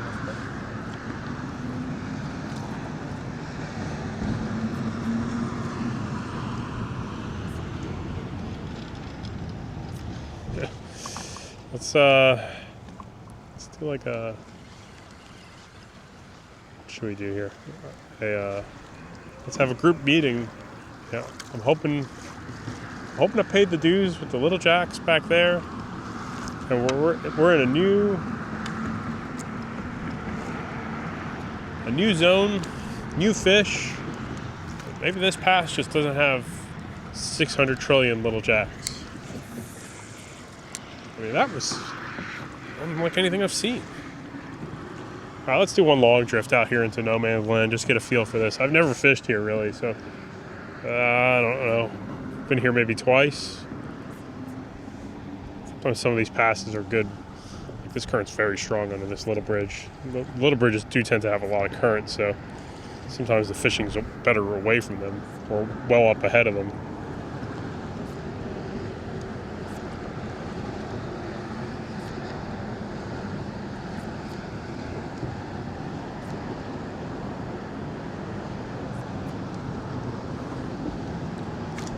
A bite there.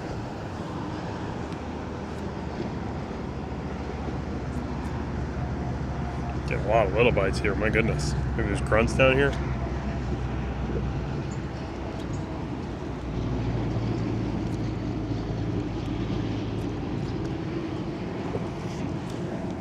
This path's got a lot of current, man. Almost knocked the rod in the water too.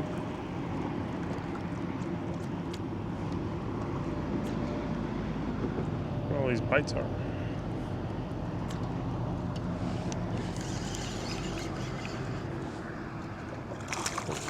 Mutton. I'm saying it wrong. It's not mutton, it's mutton. I apologize. I've been corrected many times. Mutton snapper. I think the T's are silent. Where the little kids at the dock will call them muffin snappers. Mutton snapper. Mutton. It'll take me a minute. Alright, that's better than a jack, though. I think.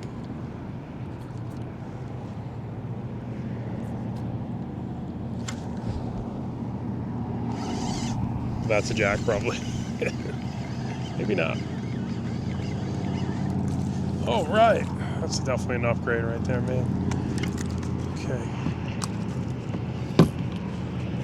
Guess we found a flat with a couple snappers on it. That's a keeper. All right, power switch. You got a keeper mangrove. It's not very large, but it's like 11 inches.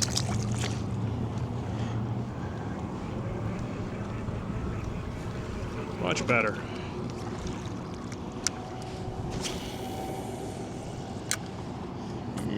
Mangrove.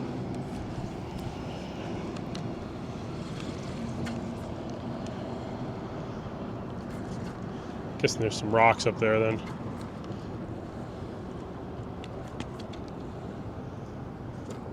This might be a cool drift then. We can just chill out. Jig, jig, jig. Get run over by boats. Hopefully not. There's definitely a little bit of structure out here though. Dug into it right there in a minute ago.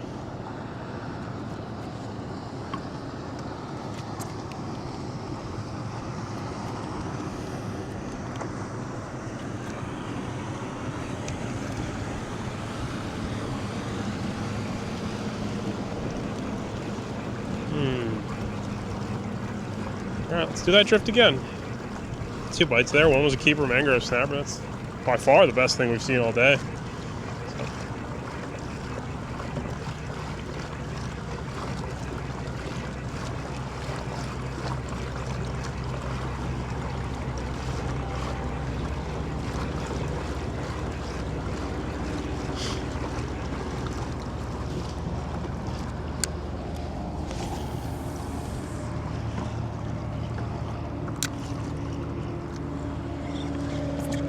There. There's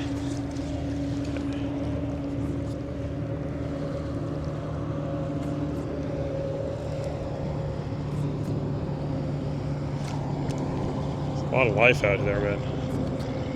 Probably that backflow from the bridge there.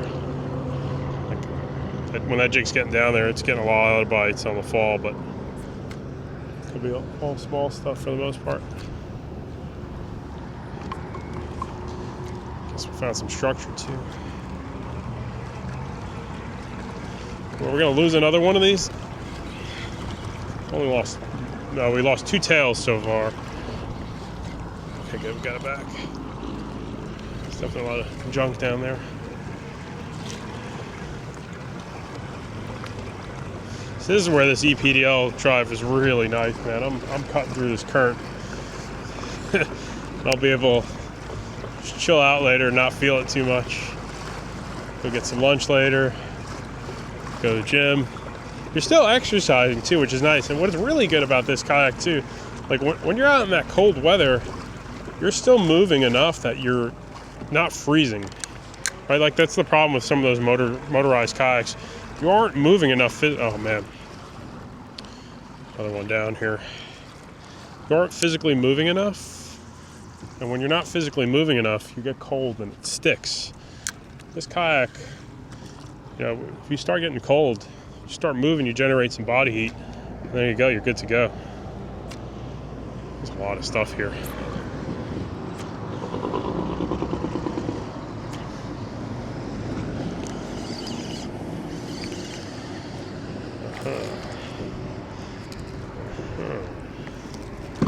Got a little snapper highway there.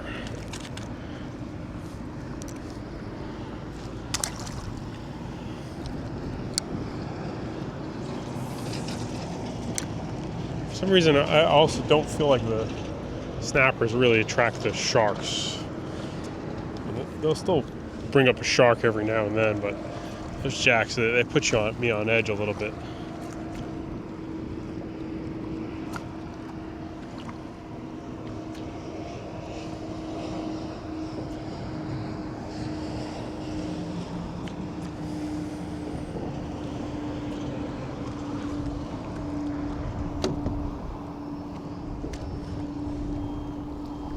Wind's kicking pretty good, man. Probably hear the guides whistling right now.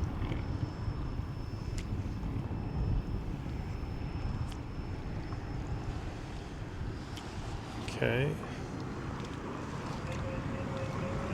Cormorant's pooping on me. That's it. Put one of these guys down. Do we go through all of them? Well, got one keeper mangrove on him. We'll see. We'll give them a try maybe on the patch reefs in an area where we might have some bigger fish around and see how that reacts. This is kind of like war of attrition. They did catch a lot of fish, so you got that going for you, but it depends what you're looking for, man. So for that purpose, let's put this away. Let's see what else we got here. Went through 3 of them.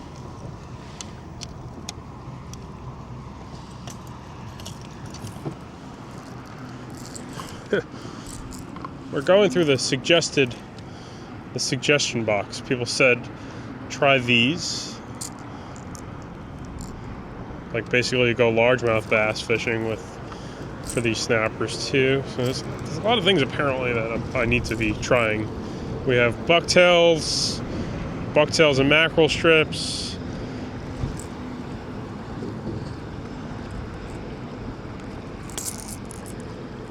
Obviously pilchards. So a lot of people have requested a lot of different types of things I try to fish with, as it's their top producer. I've never really fished with lipless crankbaits that much. I know they got those Nomad Vertrixes, but it's another one I've never really used much. I was kind of ripping on this side. The thing is, I think these will do fine for snapper. I think the jacks are going to tear these up, the hooks on them especially.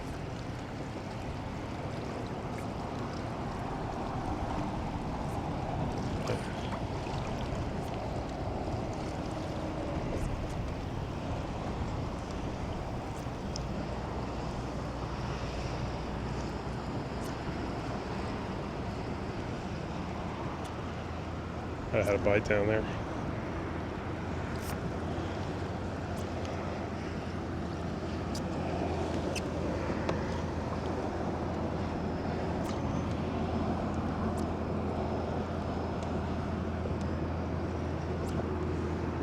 Yeah, I think I had a couple bites.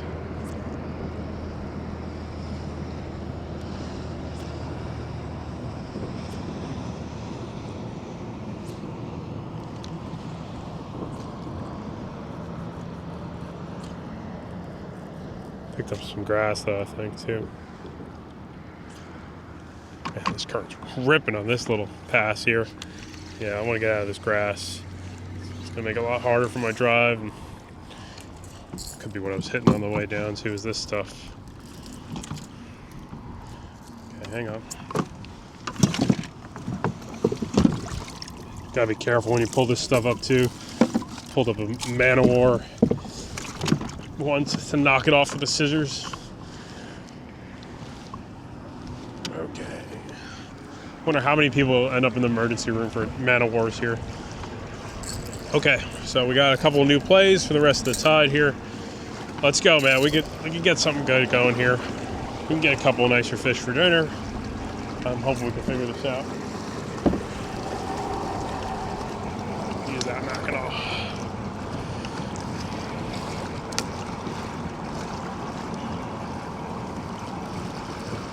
Avoid all this floaty stuff too.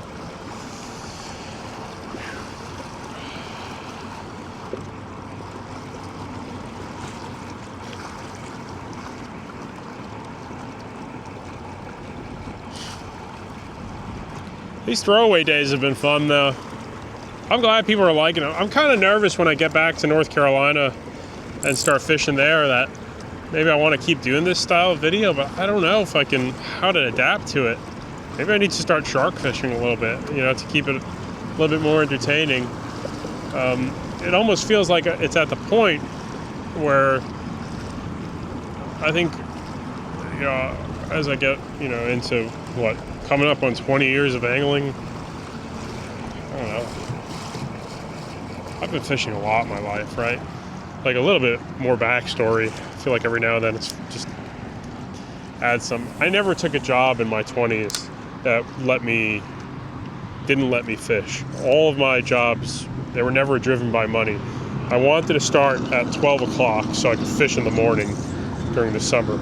That was so important to me on a personal level. So fishing definitely really determined my life. So, and now it's like, you know, as I'm enjoying like the more fun fishing and fishing spots like this where I'm just enjoying it, a lot of stuff now again. To me, this is great. Oh yeah. Like I'm really enjoying just doing this stuff. So I guess it's more about what the stories I have, maybe, you know, what can I talk about that is unique and maybe it's going to help you go fishing more. Enjoy, you know, something you can't get to. I think there's a lot of mangrove snappers here. And I hope you enjoy that, because I am. We get a little water on the lens there? No. I really like them over 12 inches, man. That's where they start to pick up a good sized fillet.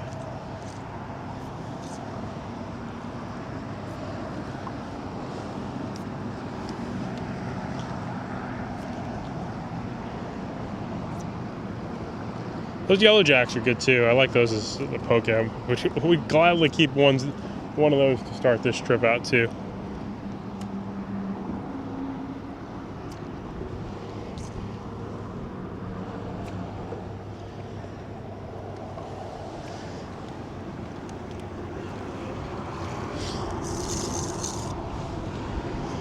Okay. Same Pelican from before? Do you follow me all the way over from that other bridge, dude?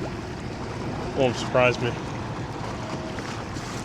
North Carolina in the winter, they start to get real curious. They'll hang around and look for a free meal. Usually in the summer, they got enough bait around to not do that sort of stuff.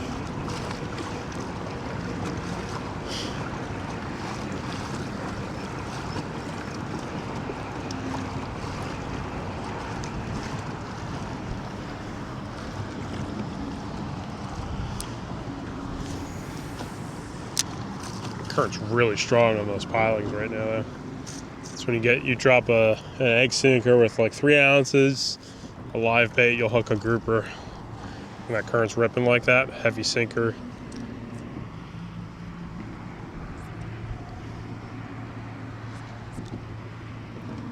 It's crazy, you just moved over, there's no jacks today here. I'm sure there's a few somewhere. Like, not really seeing them here.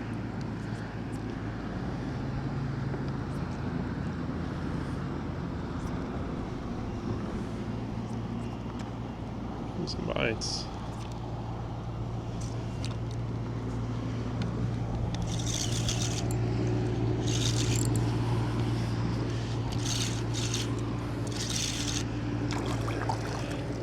You're coming home.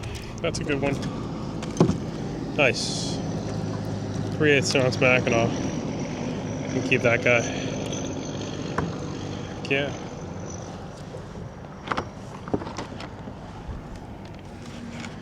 They're coming. It's about 12, a little over 12 inches, so we've gotten bigger. But right now I've got no fish at home. I'm just getting hungry looking at this guy.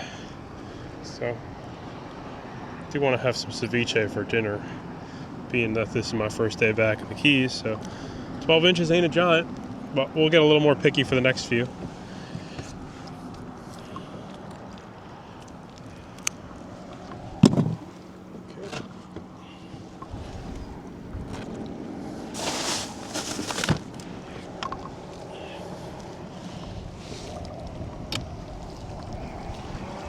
I guess we could start keeping track, right? How many keepers do we get?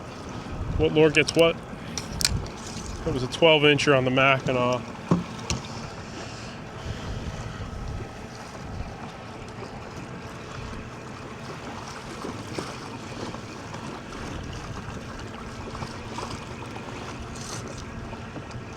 He was pretty far up there, so we just kept that one. I think we're on three snappers, 2 are keepers. 13, 14 inches, start getting that nice fillet on them, but 12 inches already. You get 3 12-inches, you can get a nice little glass bowl, whatever rental you got. That's one of the frustrating things too about when you travel and fish. It's great to try new fish and new dishes. I'm a huge, I don't know about a huge foodie, but I love trying new food all the time. So you get to go to new areas, try some new food. But, sometimes the kitchens you're equipped with are just not the best. So, like, I'm looking forward to some fresh ceviche, and I'm like, oh, do I even have, like, what kind of bowls do we have? Ooh. What's that? I think we got a couple of the bigger ones fired up here. Oh, no, here he comes. He had to come back to ruin my party.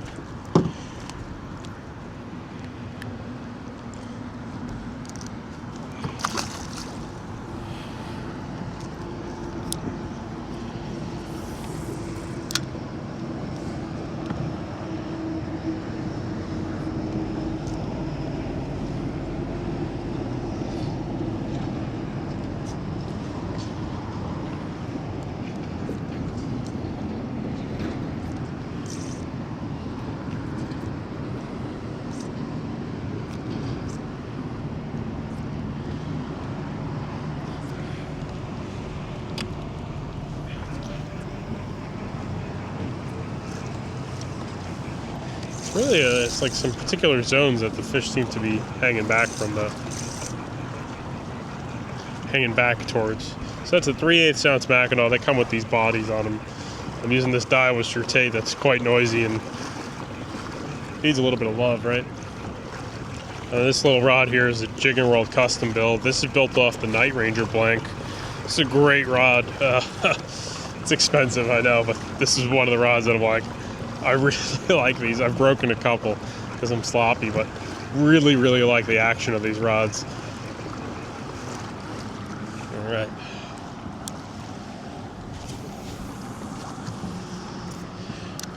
Wonder why this bridge has the snappers and the other one. I'm guessing that other bridge had a lot of them too, but the quantity of jacks there was unworkable. That's really what I think really the problem was.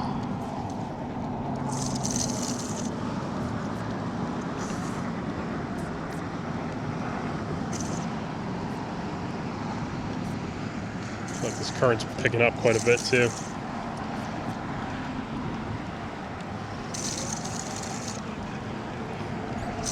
Picked up some coral on that cast. Yeah. Maybe this one's got more growth on the bottom here. It's possible too.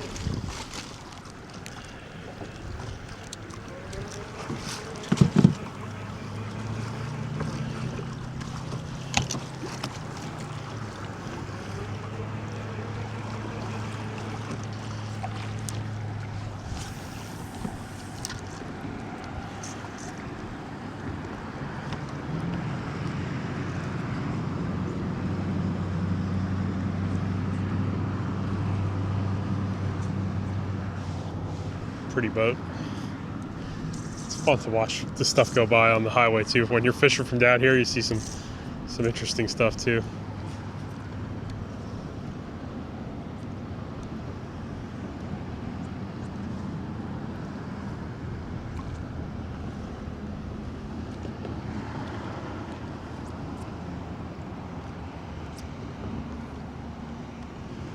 Wonder why I didn't get to bite that drift. Huh?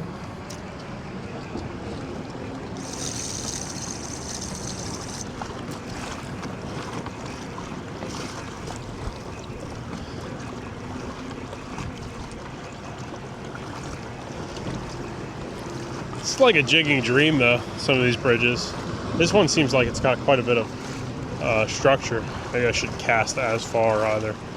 Try to get more of a vertical presentation. The strike zone, it's not lasting long, but maybe I should be drifting all the way further back too. But you can see the frustration if you're just catching jacks, and you really don't want to be catching that many of them. The problem becomes is that you're drifting so far so fast. But I'm really trying to line up where this is some really fast water right here.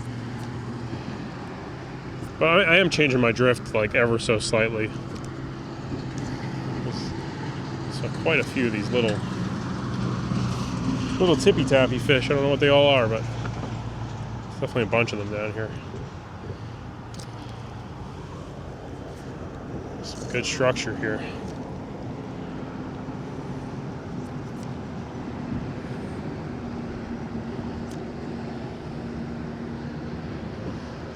One thing I'm noticing though, snapper seems to be in a pretty fast current.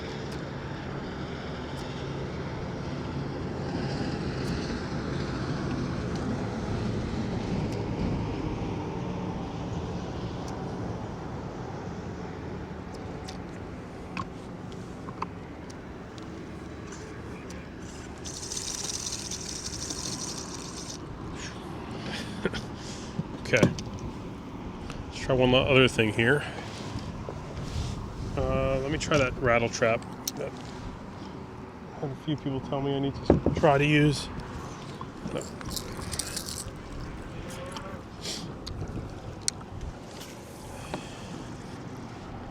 Maybe I got to drift further back, right? Find the next couple of eddies back. Might have more fish back there too.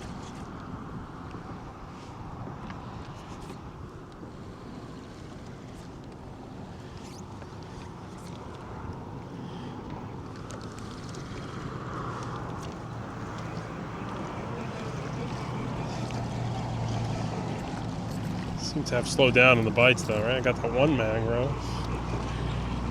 And now I don't know what to do.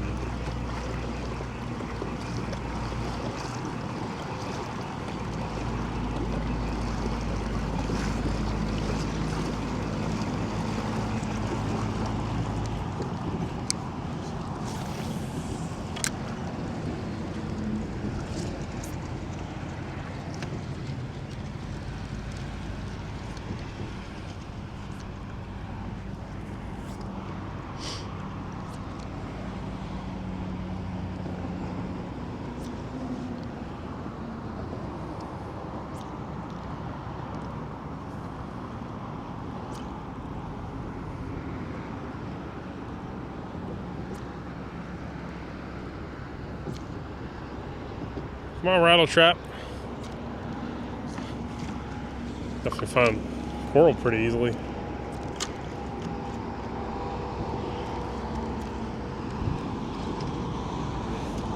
Put some faith in you.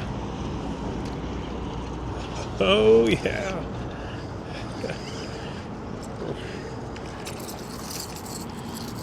Yeah, I should have thought about this hook situation a little bit before, but these are kind of weak freshwater hooks, so it shouldn't be too bad. We gotta break it. Don't break it off.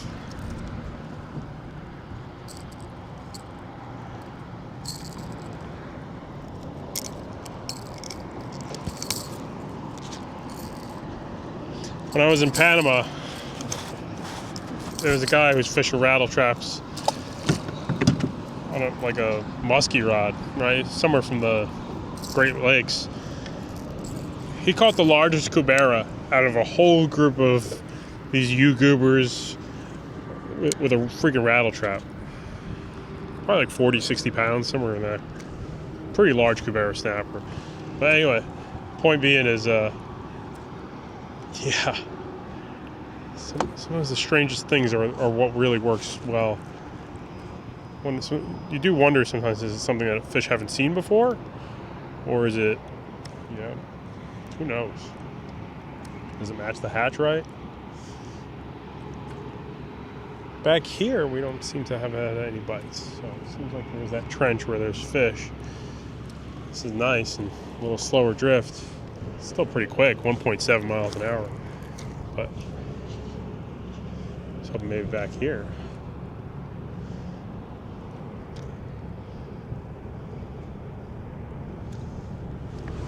Still going to be a couple fish back here somewhere.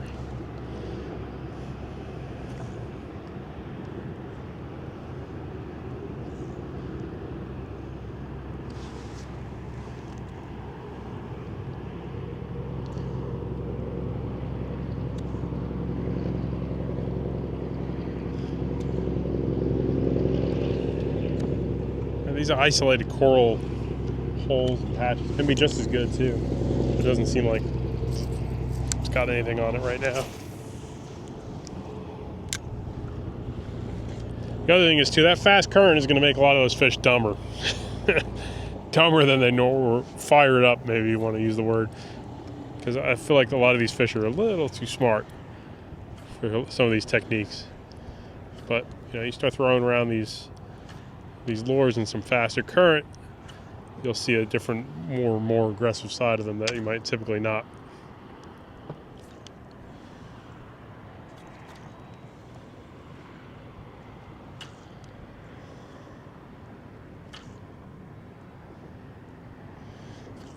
Definitely nice back here, but I didn't get a bite.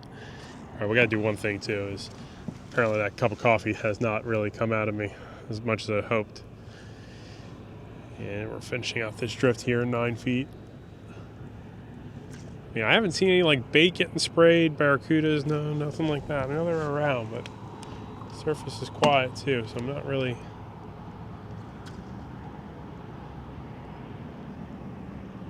Let's keep working that bridge rip. It did seem like there was quite a few fish there, so it might take a minute to figure out where there's something better, but drifting out here in no man's land is nice and comfortable, but I don't think we're gonna get much.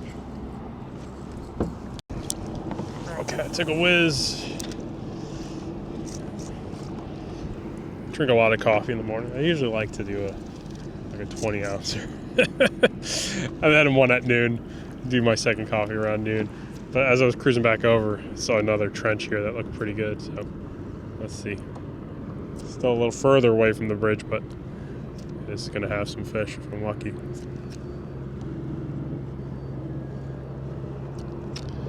It's got marks on the bottom here, so maybe.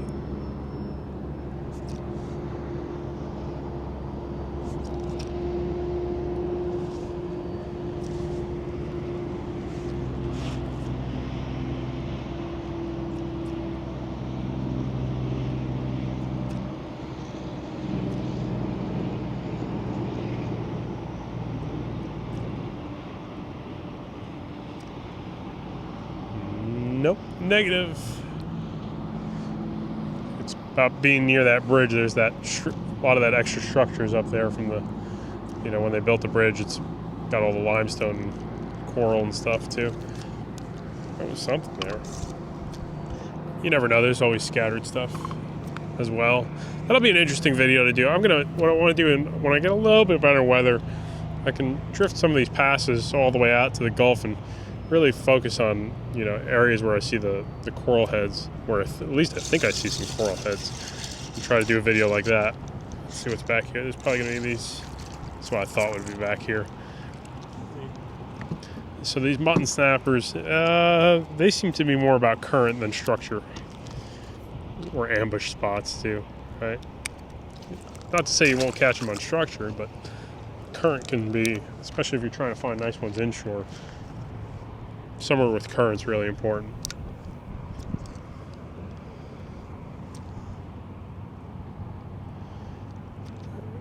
And I don't know, have I caught any keeper muttons on the little bridges yet? I don't think I have, actually. A couple close ones, though. I have caught some close ones. I know people do get the keeper muttons even on the little bridges, too, drifting around the passes and stuff. So, like, I know there's even keeper muttons up in, like, Biscayne Bay and stuff like that. So, you know, they'll be around. It's, you know, time of year is probably really important. Moon phase, bait, what kind of bait's around, and how much of it. So I took another long drift like I probably shouldn't have, because my attention span said, I want to see what this looks like, too. And maybe that wasn't the right move. Because I was kind of curious if this whole channel had those snappers kind of scattered throughout them, but it doesn't seem like it. I think it was that particular location was important, being back behind the bridge. It's Surprised there's no yellow jacks anywhere out here.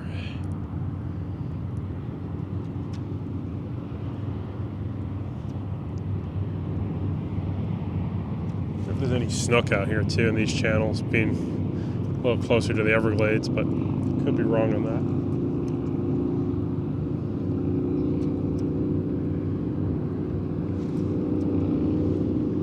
that. Alright, let's work the bridge and stick with that. We haven't had a bite out here.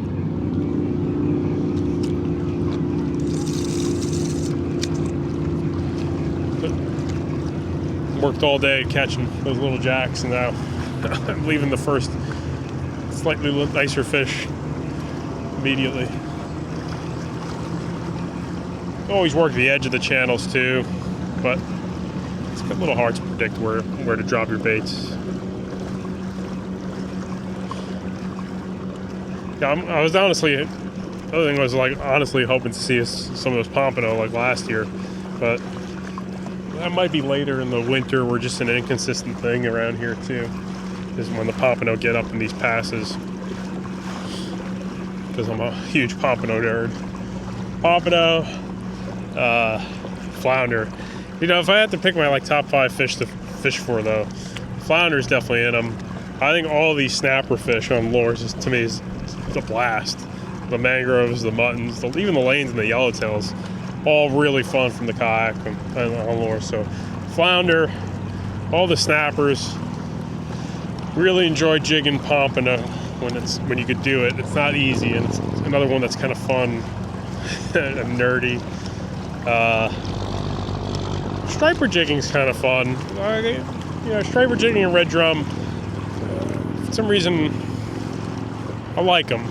Sometimes the quirkier fish draw my interest a bit more. Even stuff like lake trout always kind of draws my interest over the years, but it's also location, right? I'd say Florida Keys are probably my #1 fishing, you know, where I love to fish. I'd say the Everglades is probably number 2 or 3. Chesapeake Bay is up there too. Like, those are my top 3 destination zones to fish. Chesapeake Bay. I mean, Panama, obviously internationals in another world too, right? But in terms of like the local United States East Coast stuff I fished, it's definitely Florida Keys #1. Everglades is #2. Yeah, but I haven't seen enough of the Everglades. There's a good chance that might be my #1, but kind of like seeing the insane diversity here too. And the Chesapeake Bay Bridge Tunnel is like the pinnacle of East Coast fishing for the northern part of the country, in my opinion. I did suck up some grass here, and I'm riding this guy's boat wake. Okay. I gotta get those squid trexes too. Apparently, like, I need to try that and see how well that does versus those shrimp. So now I'm in faster current. I'm definitely getting like that little bubble. See that? These bubbles that are here, and then also the currents are kind of overriding each other. Making it a little tricky. It's ripping here. Ooh, boy. A bite or two there. It's a good spot for a pompano jig right here.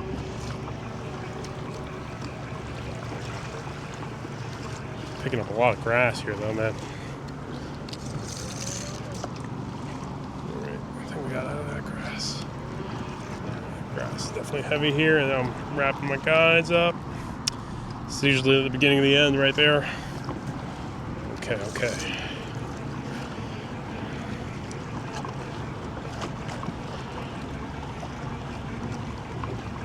Let me see, I'm gonna park right up on the edge of this piling here.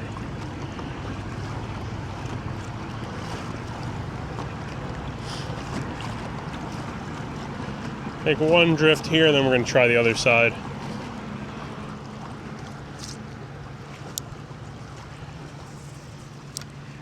Cast into this bubble.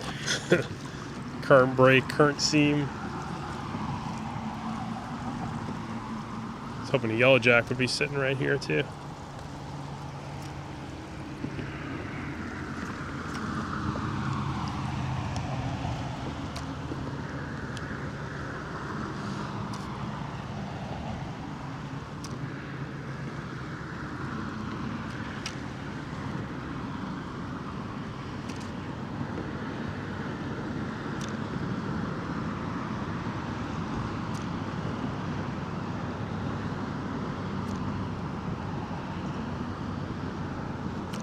Some fast current comes through this pass though, man. These little passes have a lot more current than some of the bigger ones.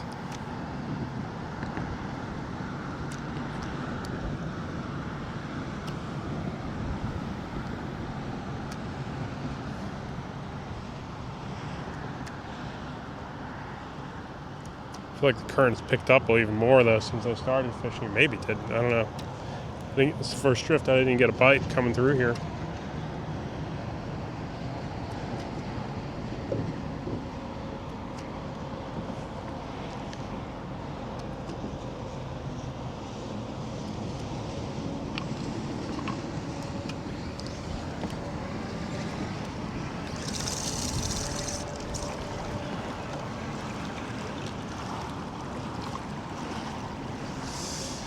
Sorry, Justin. I know you got that Hobie Lynx that you're taking down to Flamingo. I kind of wish I went to Flamingo today, but I drove, 8 hours yesterday, and the idea of driving another 2 to Flamingo today was just like, no, I'll get over there this trip. I will, but I want to take it easy one day, have a fun day, and kind of rest up and get ready for whatever else next week brings and all the other days.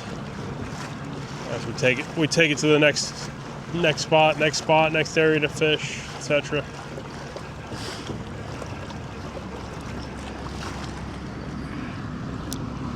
So we fished that piling just now. We didn't get anything good there. Let's try this one here. We didn't try those either. We'll make the next drifts over there before we try the other side.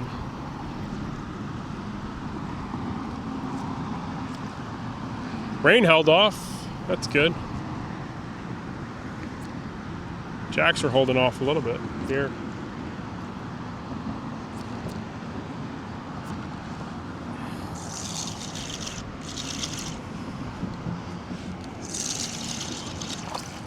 Okay, they're there for whatever reason over there. This part of the tide.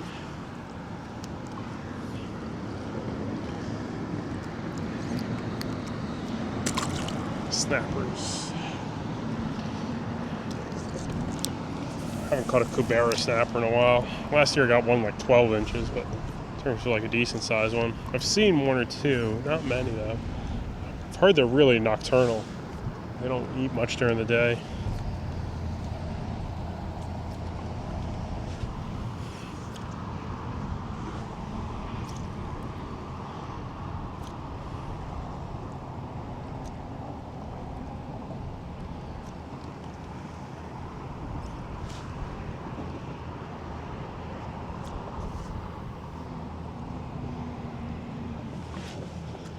Water's getting real clear and blue too right now.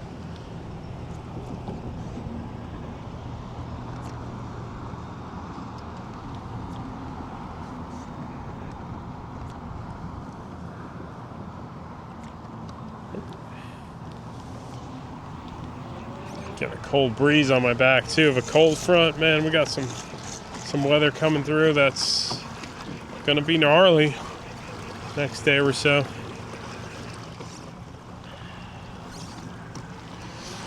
Ain't my finest video here. This ain't it. Consider it bonus content though. Trying little bridges. Tomorrow, what we'll do is we'll try a couple of these canals too. There's like a lot of mangrove canals and stuff like that. I haven't fished much. Try to fish areas that wow, that's a cold breeze too, man. Definitely a northeast cold breeze that's hitting me right now.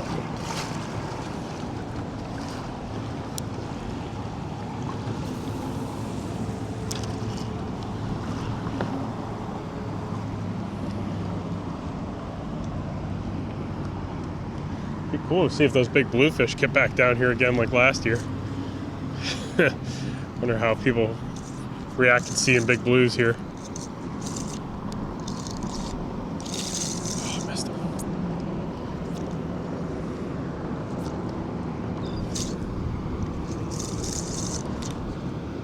These are jacks, I think. Have a lot of bites that cast. Yeah.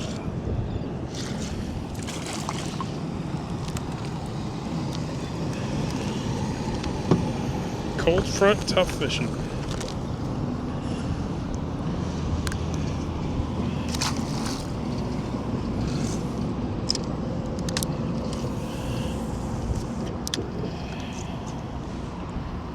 Oh yeah, there's a lot of fish stacked up in this particular trench right now.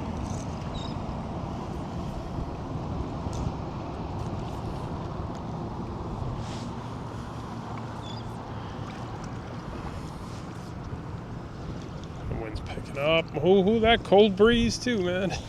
You can only feel how weird that feels in the Keys, to feel that like northern cold breeze hitting you. Oh man.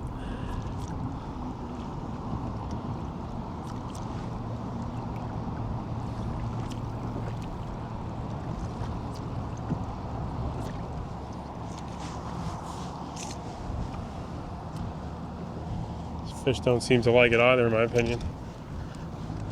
Okay. Oh, look down. Get out of here, Fred the Mango. He's hissing at me, too. No way. That look down ain't for you, man. Sorry. You want to be internet famous like me? Like, comment, subscribe to the Pelicans channel. Look at this guy, man. It's been feeding you. Hang on, we got a smudge on the camera. It's freaking...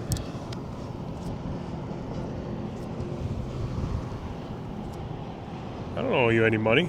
Or do I?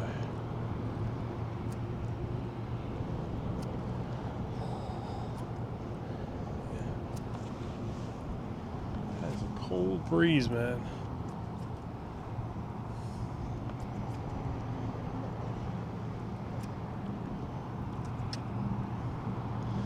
No, Justin, you're going to Flamingo in that breeze. That thing turns a little more east, less north. Alright, well, we didn't get another bite there.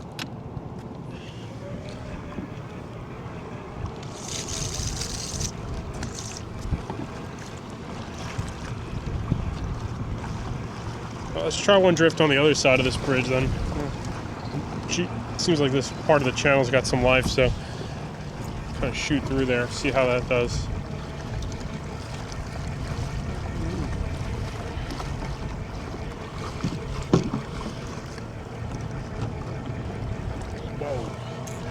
Well, I mean, at the same time, it's like, I know the fish kind of suck today, I'm sorry, but I can't control that all the time. But it's like, it's still specific, like what area, what part of the tide is holding the bites, right? Maybe it's structure-based, but maybe it's the way the current's moving more than anything.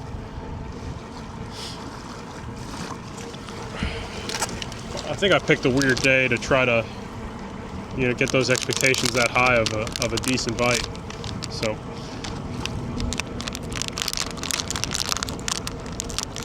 At least we're not going home hungry.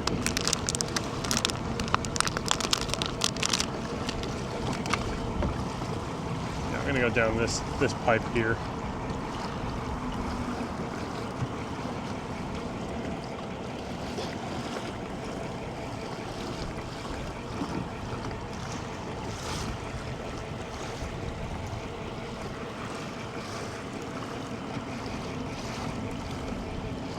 That's really the presentation we're going for here. Small profiles do seem to have a good moment or two around here also. Put my hood up on my head. It's chilly.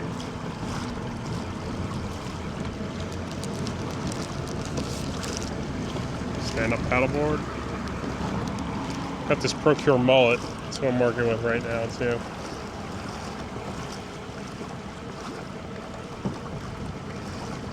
Is that a paddleboard or just a... I can't tell what's coming at me. It's been a pretty quiet day on the water besides, you know, a couple of people. I haven't seen anybody fishing yet, so that's been pretty quiet. I definitely have something in my drive because I'm going pretty slow for this current.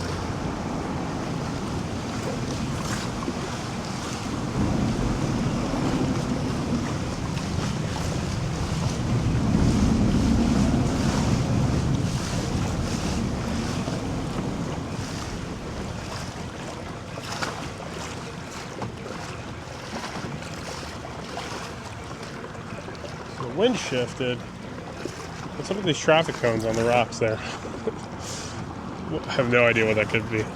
Why that's there or anything like that. Alright, let's give this a Oops. As soon as that cruise control, forget about it. There's the drift here. See what we got.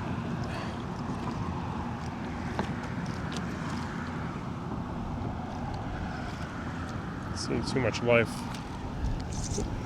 Now I am getting a bite or two. Sonar is empty though.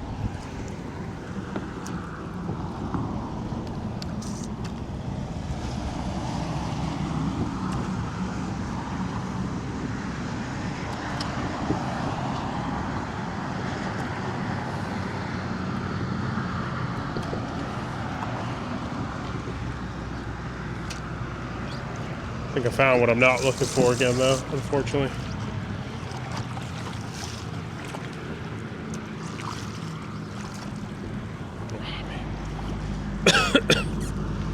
Excuse me. Okay.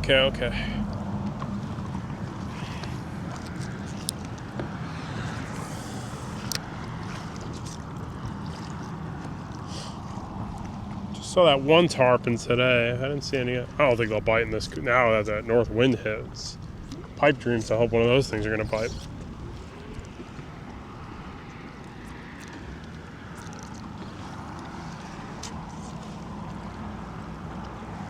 Where I've caught my scorpion fish. I've caught a bunch of fish here before.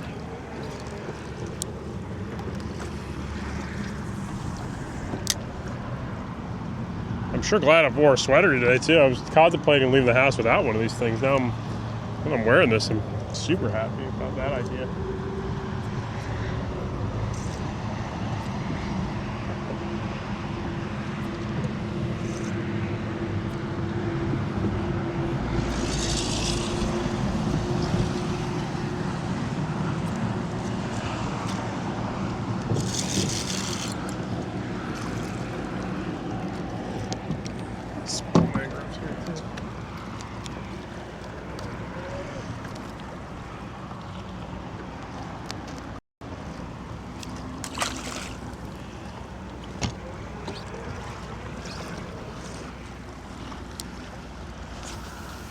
Here I can stem the tide, so you notice it's a little different too, right? When you fish the upcurrent side, you know, you get this like little window where the current's kind of like bouncing back and not, so you do get a little more time in the fishing zone. Doesn't mean that's necessarily the way, you know. Like I said, it feels like going up current and down current's always a good move.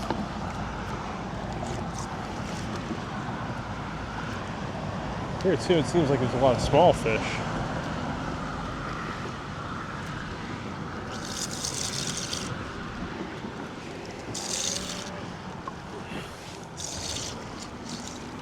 These smaller mangroves here too, see?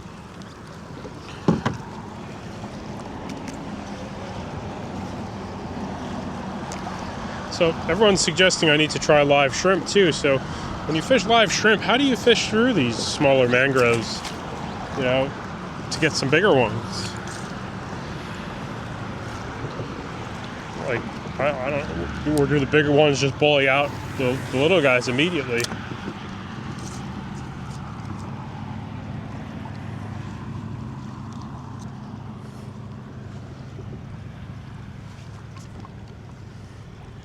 Yeah, there's a lot of fish out here. A bunch of fish sitting out there too.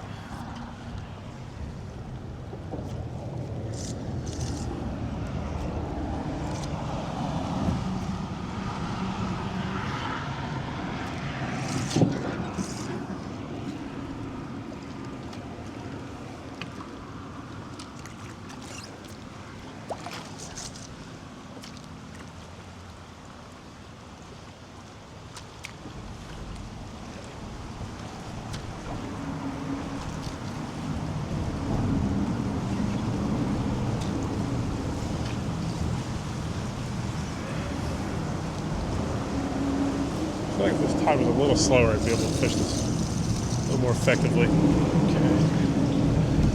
I had like, I don't know, a ton of bites that drift, but nothing stuck of size. Okay. What else should I try here? I'm not putting that stupid shrimp back on. I don't think it's going to make it through all those toothy fish right now.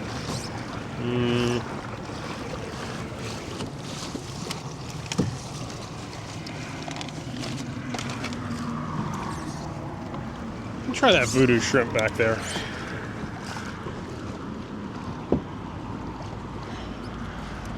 Looks pretty good too. I've had good luck with these.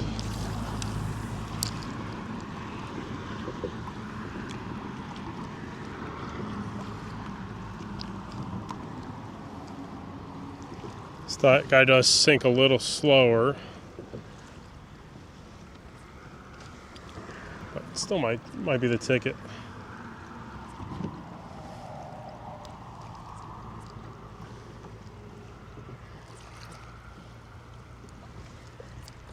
Not a bigger snapper. Shouldn't have any issue coming off the bottom anyway.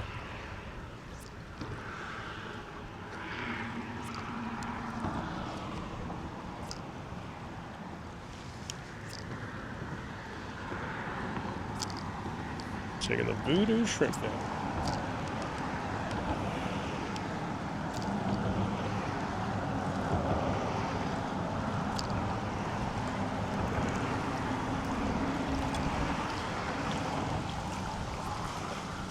No hits on that.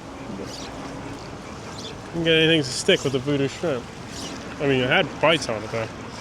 Okay, let's try this next pass up here. Not a pass. Next shoot, rather. My terminology is all out of whack.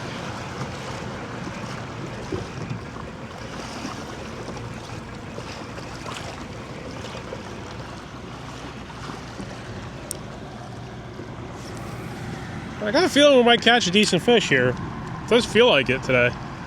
At this point, you know, not having those jacks all over the place on top of me, it's giving me a little more confidence that I might be able to get a nice snapper, at least.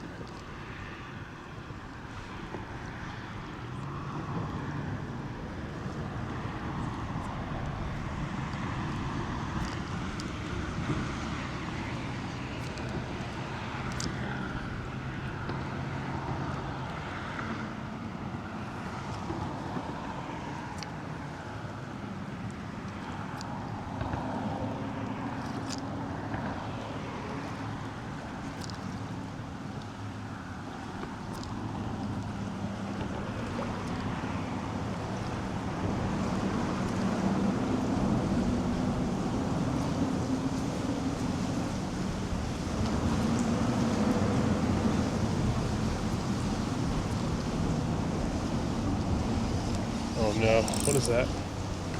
Look at all those jacks. It's like 500 of them over there. Okay.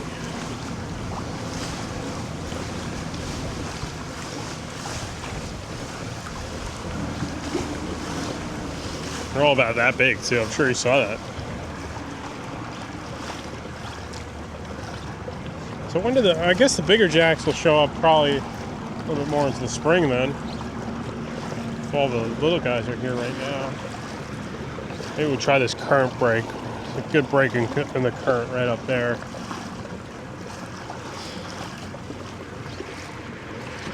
I hope it doesn't rain, man. It sure looks like it's getting questionable.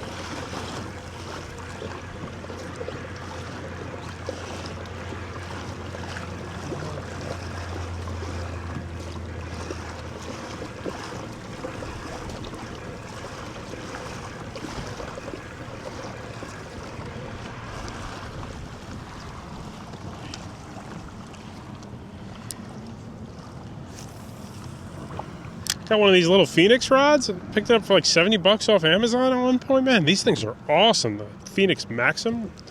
See how it holds up to the salt, but it's a really nice light jigging rod for the price too, man. That's what it is.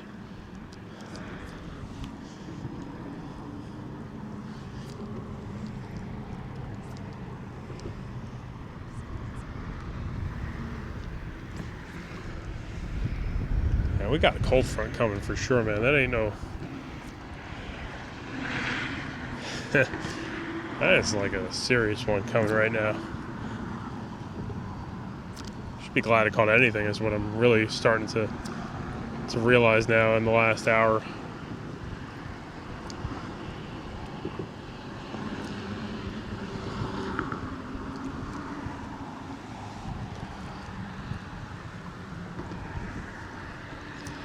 I mean, put a Castmaster on. That's another lure I have.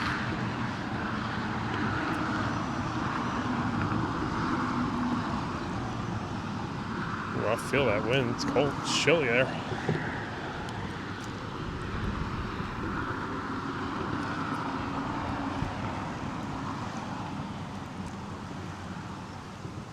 Yeah, up there was nothing, man.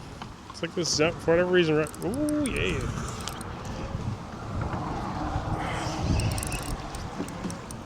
For whatever reason, that zone is where it's at right now. Oh, no. I was hoping that was something else.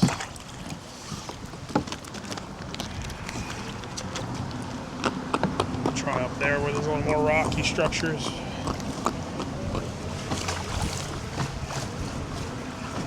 Surprised this voodoo shrimp's getting only jacks. You know, I was expecting the voodoo to get a couple of the other fish too, though.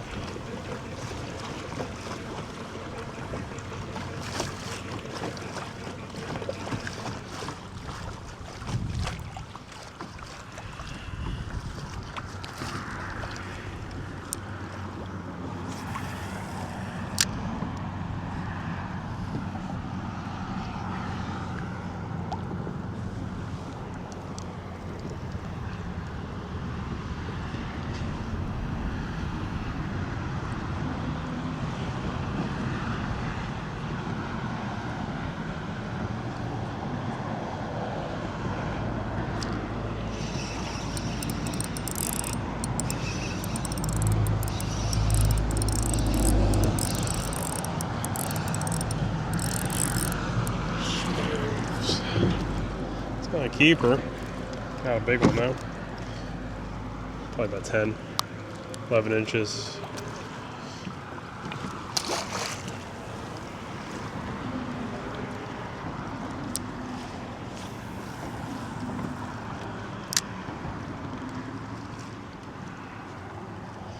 Yeah, I just think that other bridge, I couldn't get through those jacks to even do this. I'm sure there was some nice snappers to catch doing this there. I don't think it was possible.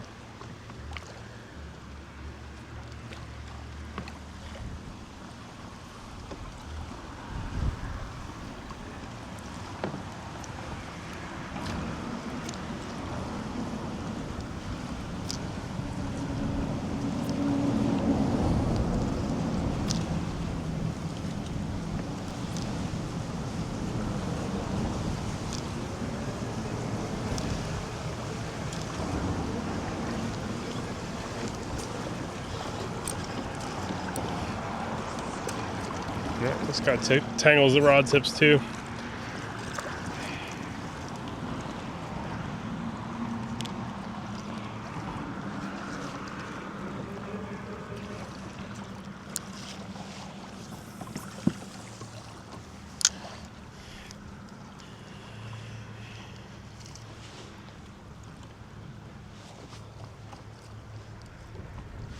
That sandbar right there looks good too. We're gonna hit that next.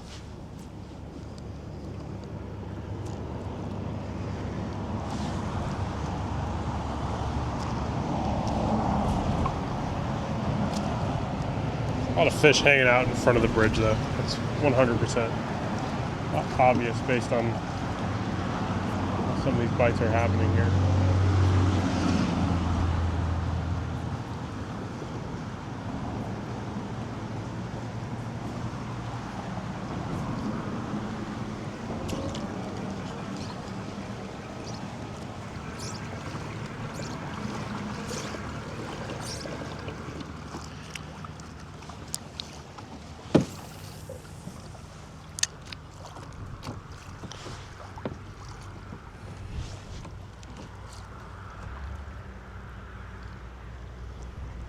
I'm amazed we haven't caught any yellow jacks here. I guess they're just not here.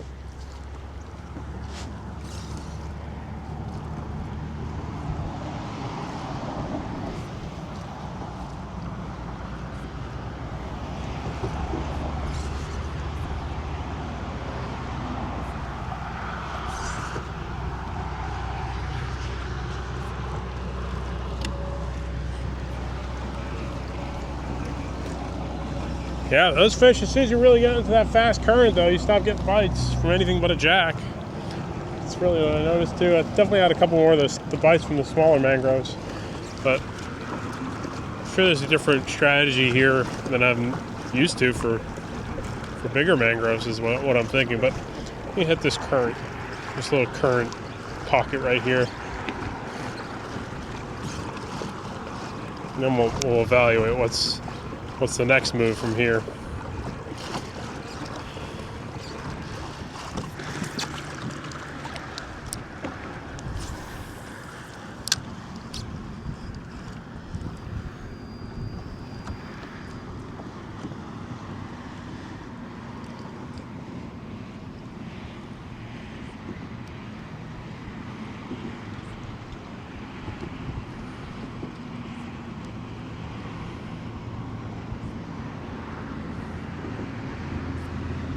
Weird. So over here the current really not very strong.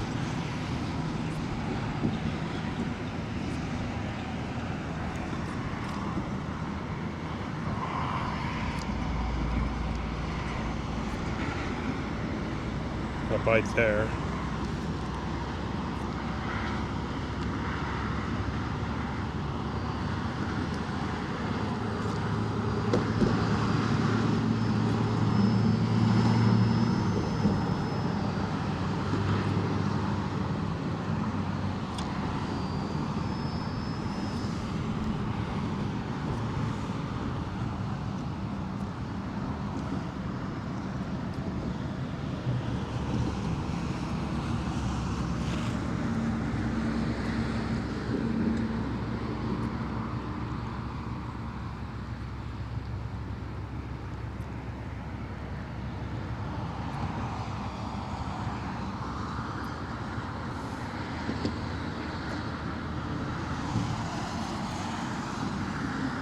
Fish are all about current, man. Like that current just wasn't moving like it was behind me just now.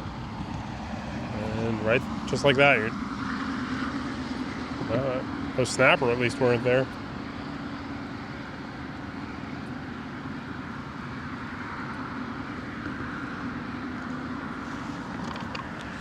And now over here, it really flushes in hard. I think I'm gonna get one bite here somewhere. No.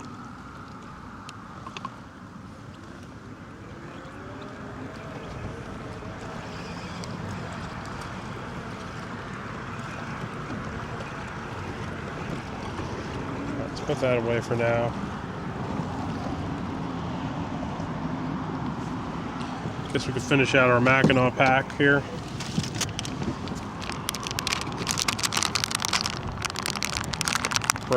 Burn through all the bodies today. I didn't lose any jigs.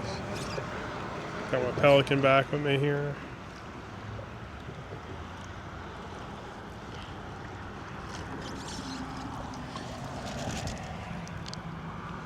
Caught some really big brown trout on these moors too. Tough fish as well. Mangrove snappers and brown trout are both really tough. All right, come on, let's see.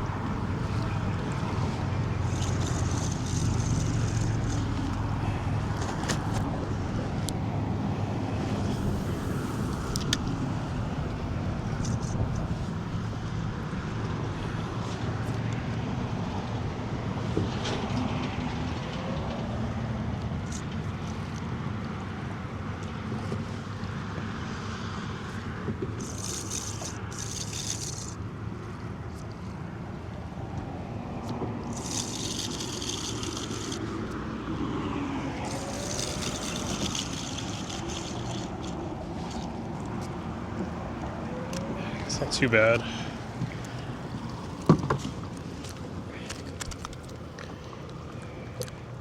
definitely a downgrade from it, right? I would say this is a downgrade from the last time we did this snap run artificial thing. I think we had bigger fish last time, but I'm also using heavier leader.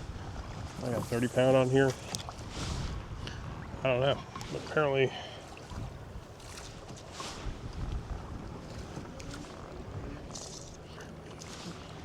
we do hook a keeper mutton here. It'll be really cool.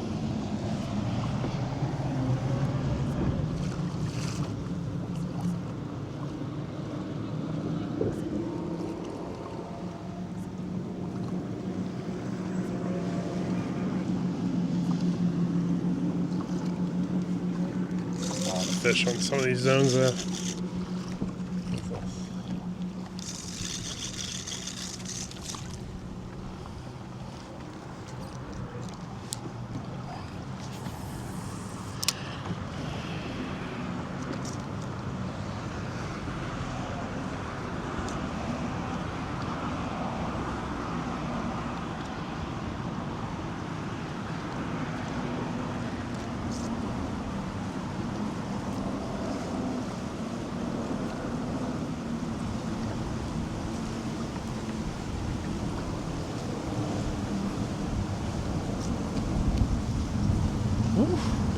Yeah, these conditions took a turn coming through here right now.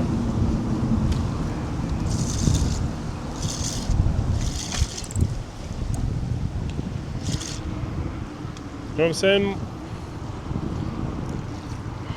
Sorry, I got you in the head.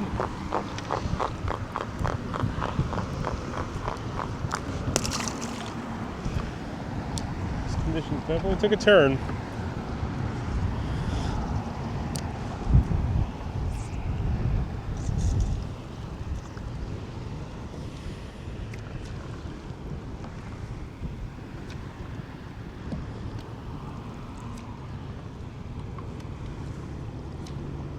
I mean, we can go, I think there's maybe some stuff up there I could try. I don't know. I feel like this is really the best zone I'm going to find. Which ain't great, I know. But, yeah, we got some.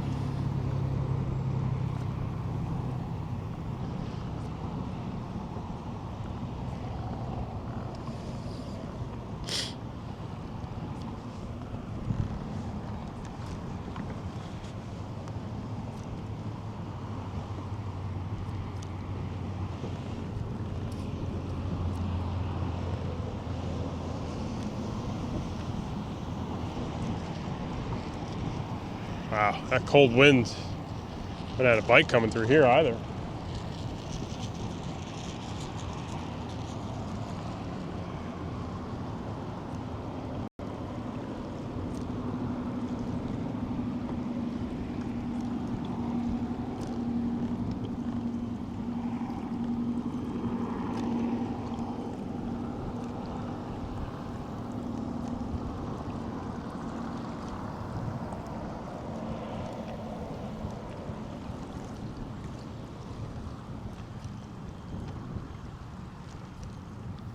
Nothing. Wow.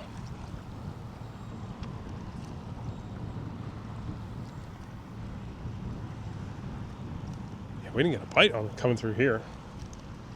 Wow.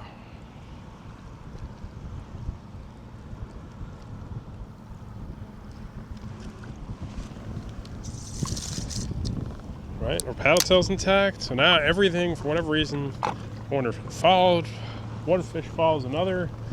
They're all piled up on that side of the bridge now. I don't know. All I know is so freaking cold on this side.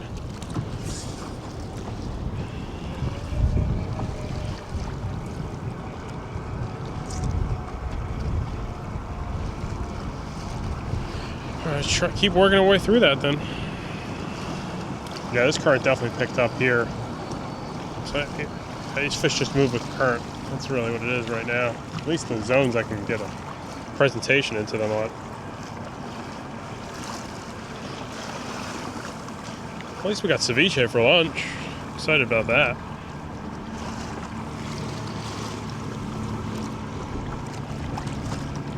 Yeah, okay, I could tell, like, now that I'm really paying enough attention. When I came here, this this area wasn't moving that fast. So now, I don't know if the north wind shifted some of that current over or just the tidal period, but now this is the new zone where the current's kind of in that more mild, normal moving stuff. I don't know.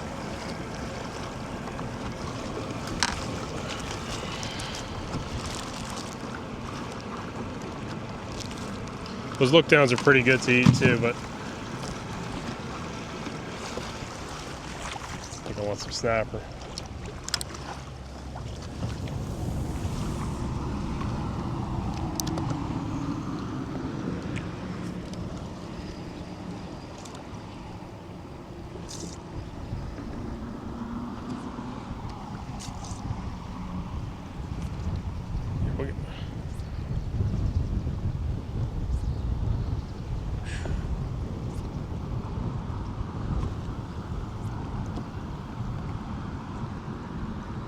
Yeah, this is definitely moving faster than earlier. There's no question about it. I wonder if we go rewatch an hour ago. Same footage, what this looked like. But it wasn't this fast.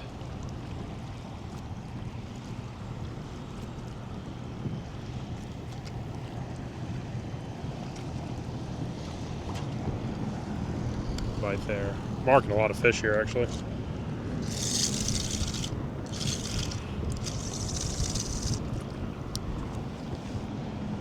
Another snapper.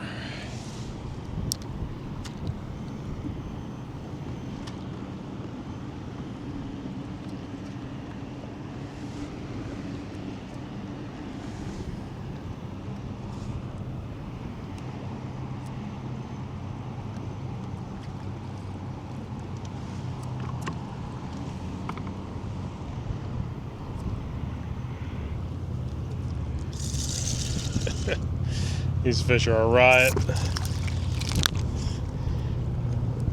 Moonfish.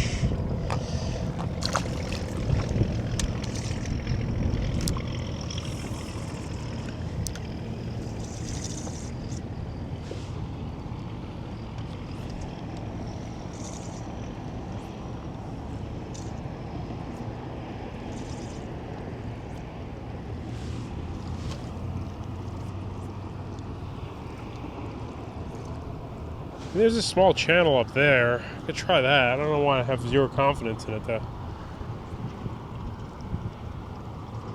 For some reason I'm like suspicious it won't hold anything. It's like a really nice tight channel there.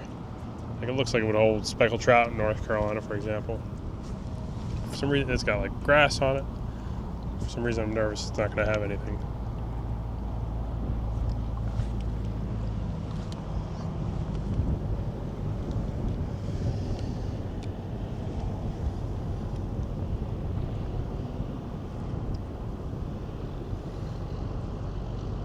No bites here.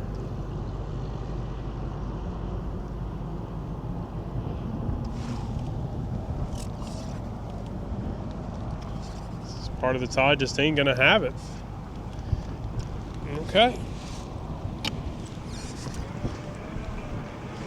Different kind of adventure, man.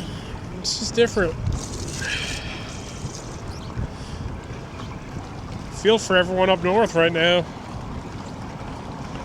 You know, take a tough day doing this though. Versus shoveling snow, all that other stuff. So, yeah. One plus is, yeah, we're still catching fish, but this ain't the best day you've seen out of me. Ain't the best day I've had either.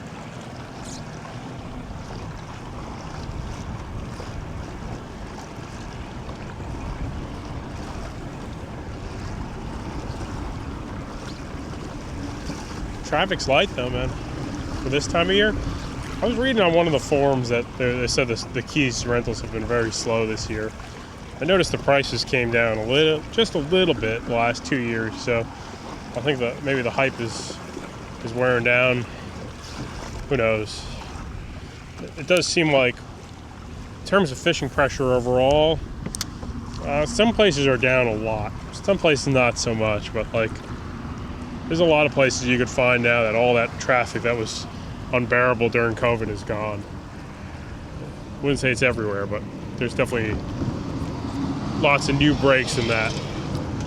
So rejoice. This current's getting faster and faster. More fish. I got hung up. Oh no. Makes sense.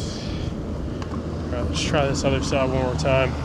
This wind and current has gotten faster and north wind's hitting me harder, and that's it. Just gotta suck it up.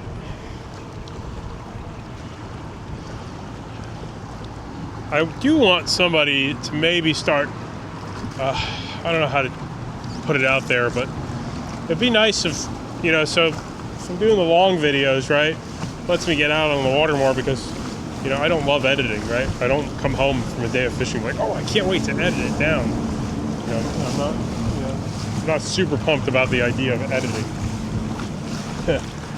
Honestly, I'm more pumped about the idea of going fishing, but you know, if somebody wants to bring down those, I don't know, some of these longer videos into 10-minute or 3-minute shorts, because I think the shorts are now 3 minutes. So I put out a video that I thought was, I spent a lot of time editing it down and everything. I thought it was pretty good. It had 2 keeper mutton snappers and a cobia. And it was like my worst performing video ever. So it seems like YouTube is now prioritizing, you know, people like me to just do longer content. You know, if I could talk my way through it. I sure can sometimes. Not every time though. I think these mangrove snappers just follow this current wherever was more suitable. That's what it sure seems like.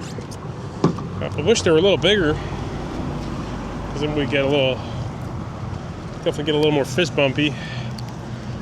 But I think most of them are these 10 inchers. But I think they're just moving, you know, the current's milder here. They're sitting more comfortable here next to the Pelican.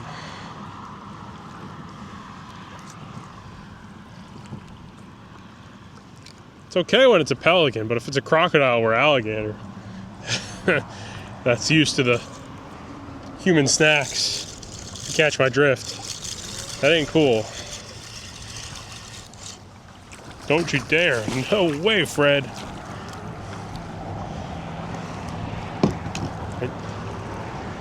No way. I was going to throw fisticuffs with you if I had to. Hey, whoa. What's going on with these guys? Are you got that winter hunger going on? 2 of them? All right, let's see what else we got down here. A couple more Mackinaws. I ran out of these things, man. Got too many jig heads, no bodies. Ain't got no body. That's Fred. That's what angler up with Brandon used to call his pelican. I believe that's where I started using that too. Freaking Fred's the Pelicans, man.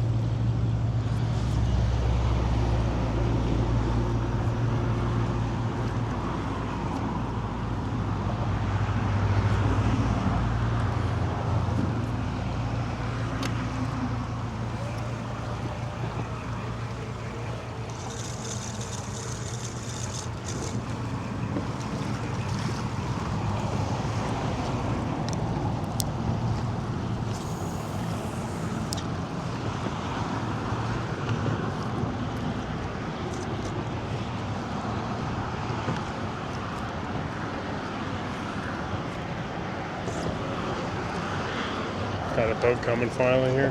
Fit.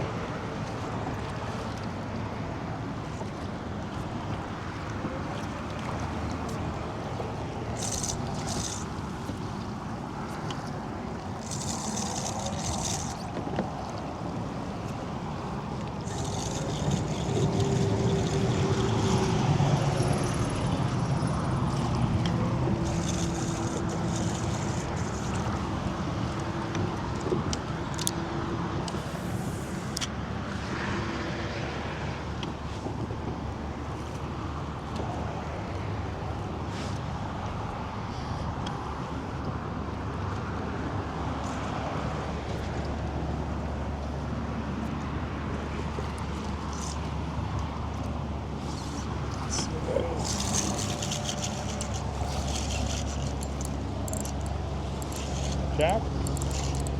Yeah.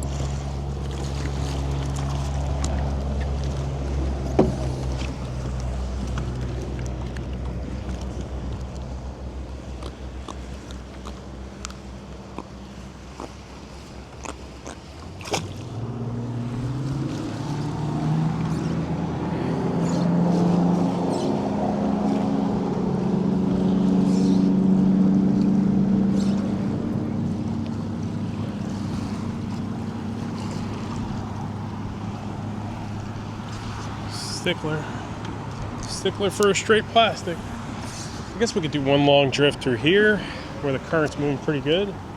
Well, like I said, behind me it's ripping way too hard.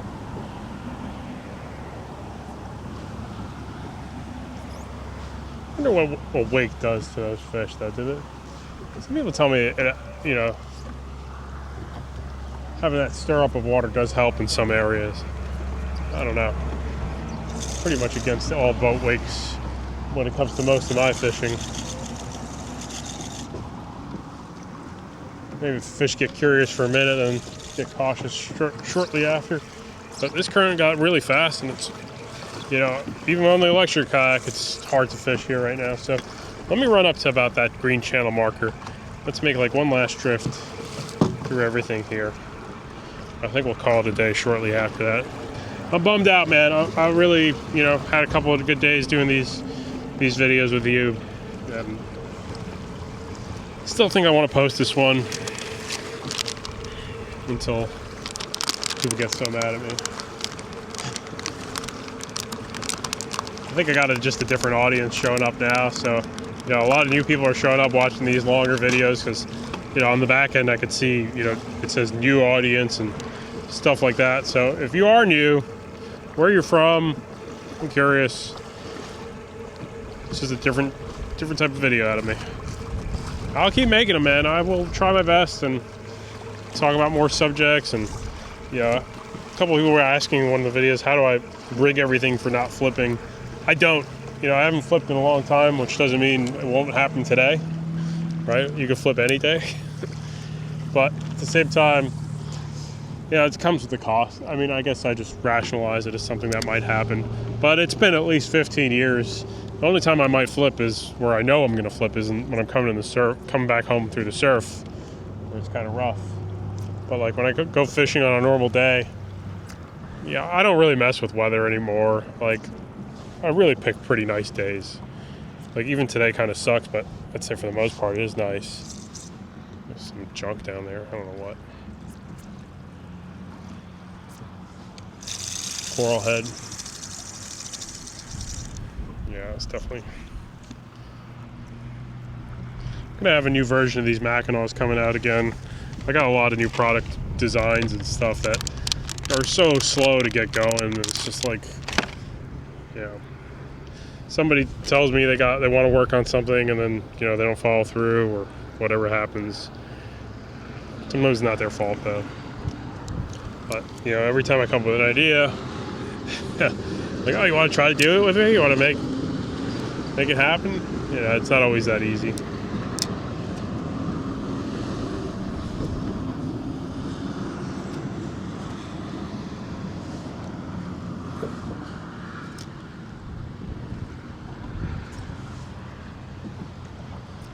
A lot of other bridges. We got a couple other bridges we could try though. There's definitely a few more. I might come back here one more time. I don't know. Today this was definitely the slowest of the little bridge trips I've tried so far. But I think that other bridge was probably a lot better. But yeah, somebody's figured out a way to fish through all those jacks this winter.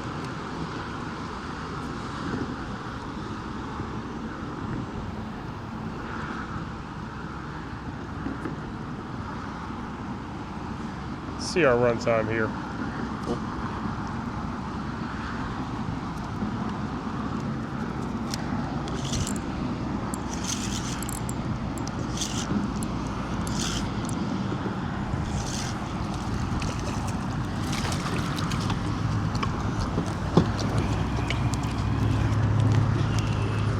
Want to try one last thing with me? Let's try one last thing together, shall we? Hey, Fred, get out of here, man. Spraying. Got one last thing. Got the voodoo shrimps. I did buy a couple of these. This will be the last thing we'll try, and we'll see if we ended on a high note with one of these lures. So let's take that voodoo shrimp off. Got a Castmaster. Right? Man, this current's fast. I'm getting like blown away in here.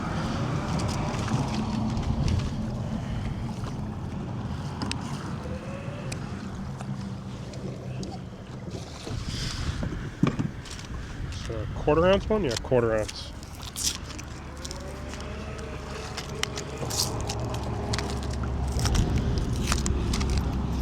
The only thing I don't like about the Castmasters is they got these pretty lousy treble hooks. But let's see if we do anything different with this. I think I'm ready to call it after this. Ooh.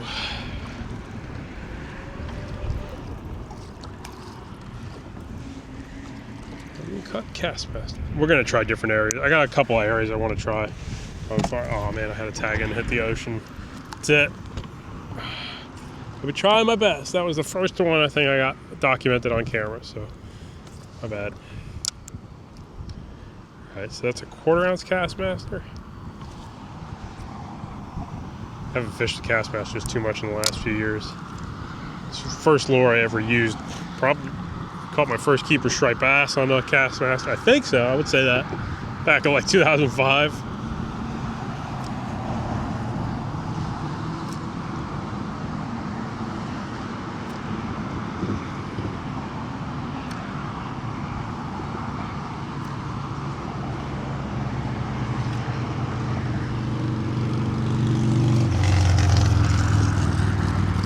Bites on the Castmaster. Oh, there we go. There we go. Awesome.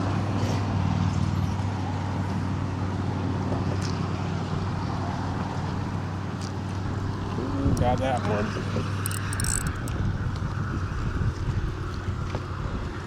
A couple bites there. Didn't open that hook up, no.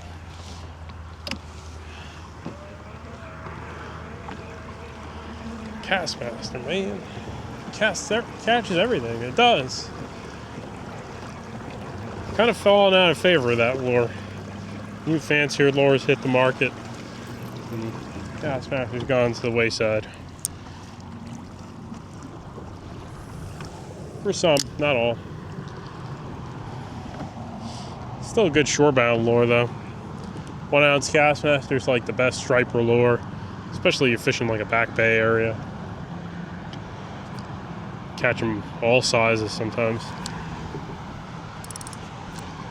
You know. And this is why it's not the best jigging lure. It's got a lot of too much side to side sometimes, and it can be a little harder to not have it pick everything up.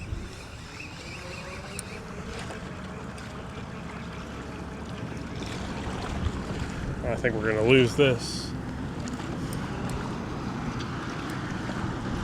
Oh, nope, we got it.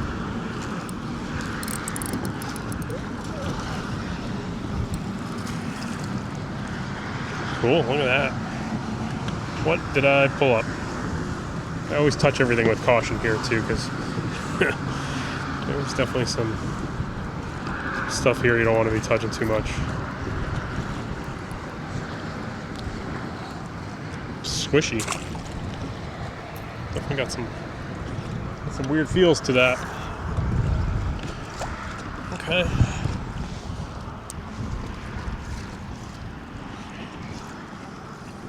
What is cooking, dude?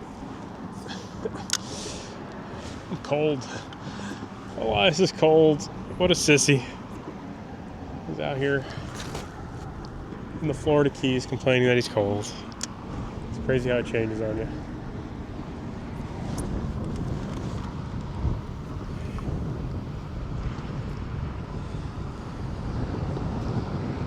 We didn't catch any grunts today. I just realized that.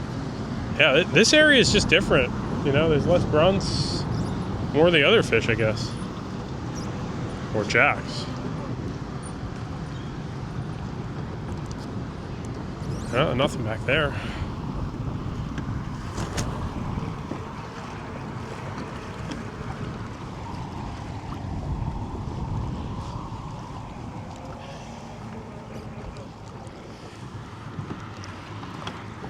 Got to throw those power switch shrimps again on like one of the reefs, right?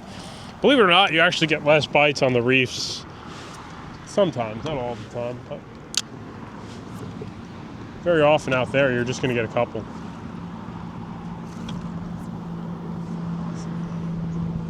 This bridge stuff can be overwhelming.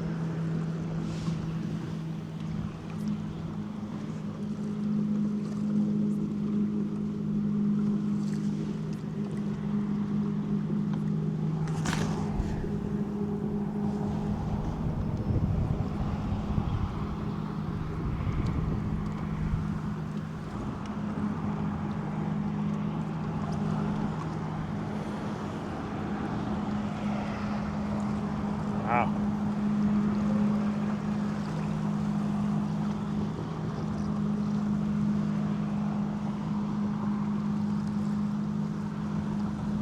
I didn't get a bite on that Castmaster spoon yet.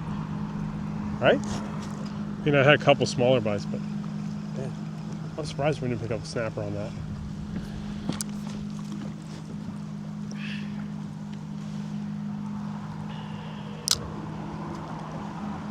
All right, let's go back down the chute.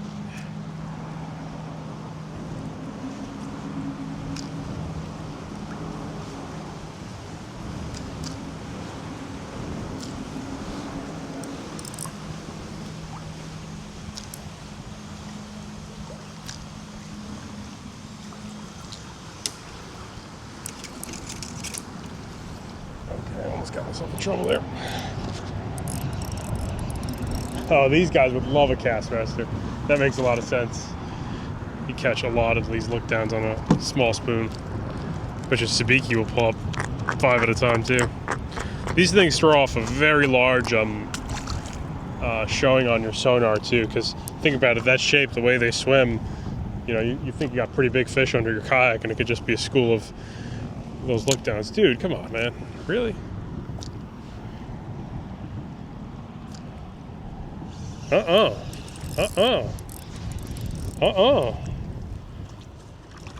No way, guys. Get out of here. Whoa, those are some of these Robbie Pelicans, man. They gotta be. Get out of here. Can I hit you with these paddle? Get out of here. Man, can you imagine if these were alligators? I was trying to fend off these gators. I can't imagine you find somewhere with like, yeah, they're feeding alligators a whole chicken or something like that. Oh, we're done, guys, man. You didn't get any fish from me today, but I don't like this relationship you're getting.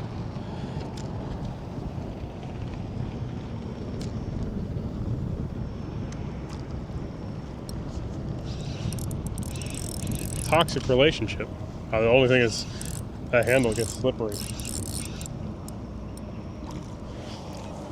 You ain't getting this mangrove that I snagged on the side.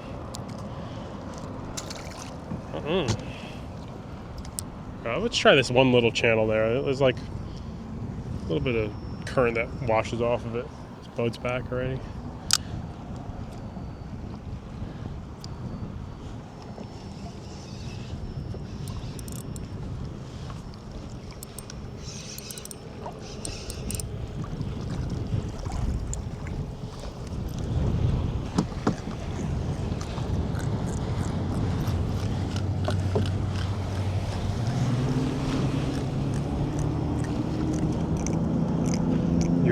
I'm not even letting you get that grunt, man. Wow, you guys are so crazy. Must be a slow day at Robbie's, huh? I feel kind of bad. Like, it'd be kind of cool to feed you, I'm not gonna lie, but it's a terrible behavior to give these things I guess these guys are the hosts of this today's podcast. But yeah, man. Oh man, that boat wake sucks. We got a little channel there. Let's try that quick. Get out of here before I kind of wrap up this zone.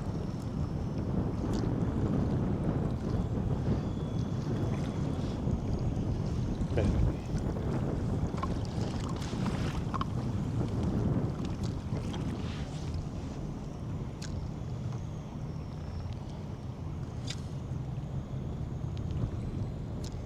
I'm the guest. I need to realize the ocean and the nature is the real host.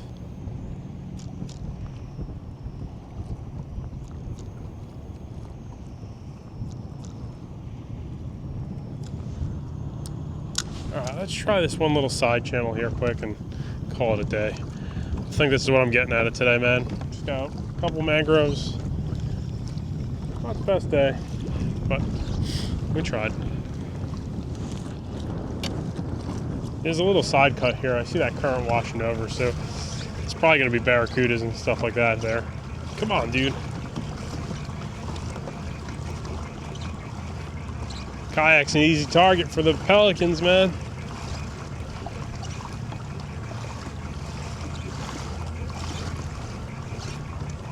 I feel like these little side cuts don't sometimes see too much traffic, so they're a little less, the fish aren't getting heads pounded in by boat wakes. All right, we're good on that lens, so let's make one quick drift through here. Let's see. The only problem is sometimes these passes are just sand, and the sand ones are usually not the best. But if there's like scattered coral, even like a little chunk of area like this can have fish. Man. I feel like you guys are telling me, hey man, it's time to go home.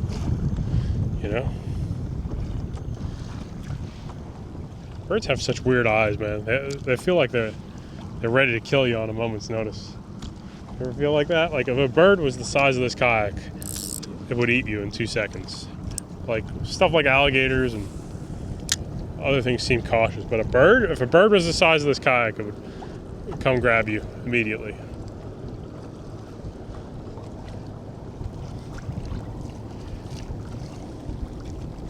Nice little hole here. Give it a minute.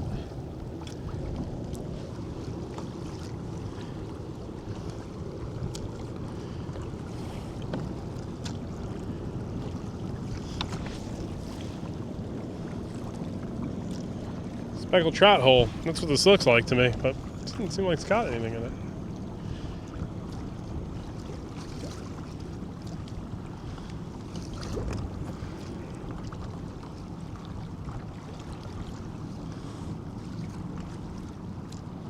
No, nothing in this one.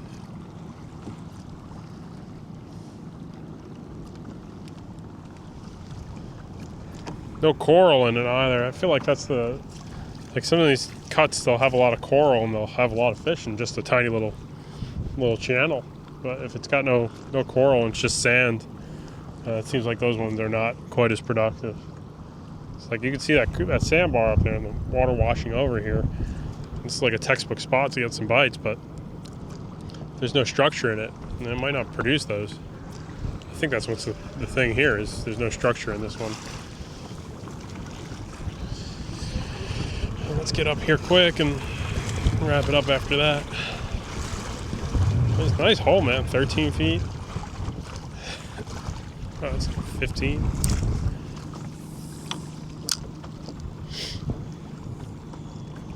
Sniffling, man. That's how strong that wind is right now.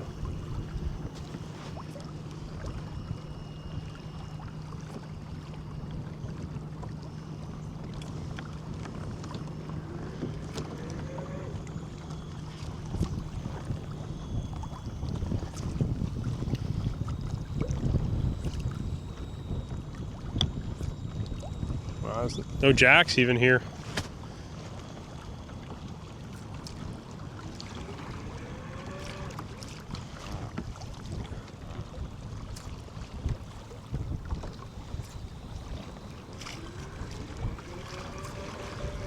Old front has shown its head. Reared its head, shown its head. Oh, that's pretty bad. Hands are raw. A little chilly. It's finally marking a few fish, I think.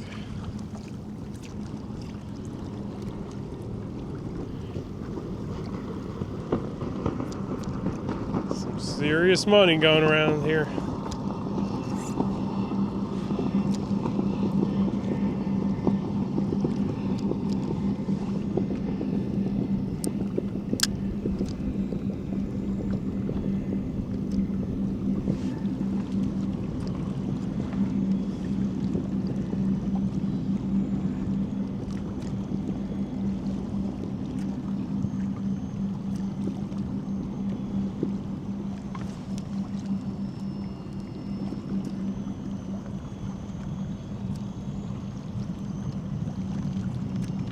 Nope.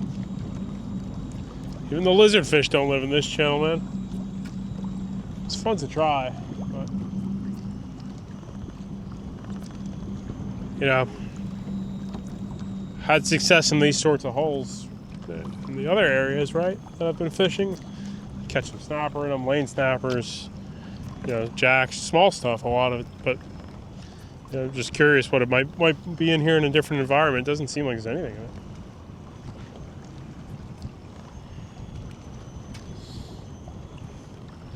Not even the dag-blasted, dreaded lizardfish lives in here.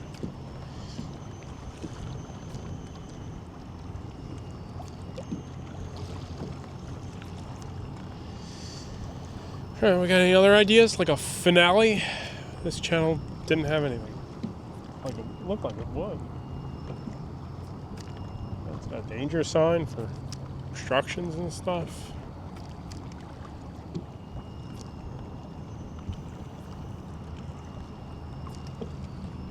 Ain't got no fish. Alright, that means we gotta move to one last. Let's try one or two more. Drift somewhere there we haven't tried yet, and that's it.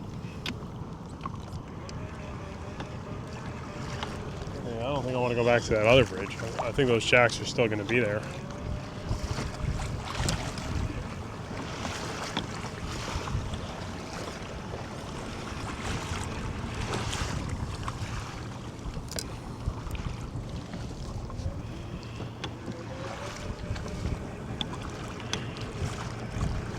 I think we're gonna wrap it up, man. Let's wrap this one up. I think I did what I could here. Well, let me go scout some new stuff, see what it's like. Alright, I tried something there. And I did, I really did. So, I'm gonna make one last drop. I'm just turning on my camera for that. I feel like that's tough. Less fish there than I hoped there was gonna be. I thought we'd have a little more action. Maybe a couple more keeper mangroves, if anything. But a lot of small jacks around. And it's chilly. Seemed like, Castmaster didn't get any good sized fish. But, you know, don't have that much real estate to work with here, I think. I mean, I do and I don't at the same time, right? It's got a lot of current, but like the strike zones have fast current that it's unlike the other stuff I've been working. So it's a video of me learning, right? Not everything's created the same. You got a different strategy. This, like the strategy I have been using here, won't work, right? And you don't know that until you fish it. Like here's where you need to anchor. You throw some bait. Fish are in tight holes here. They're not like scattered about. Where like that real strategy of covering a lot of water makes sense. That's that, I think. But yeah, let's try a couple things here, and then, you know, there's a little bit more boat traffic too.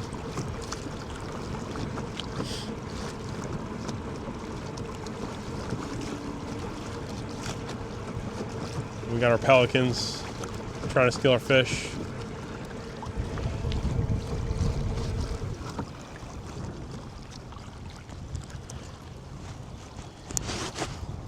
You know, a lot of things too when it comes to lure fishing. It's all about ends of a tide, right? end of an incoming tide, end of an outgoing tide. Like a lot of my biggest drum, biggest stripers, biggest flounder, all come at like when the tide's at its coming off its peak and moving into the slower phase before it's the switch.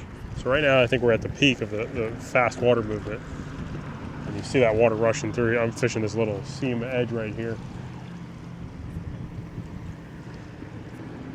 So there's a bunch of fish swimming up into the Gulf right now for sure.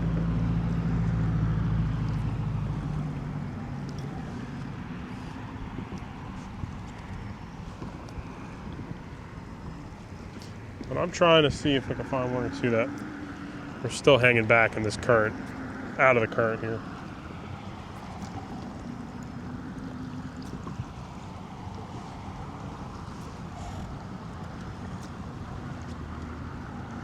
This Castmaster is not doing much, man.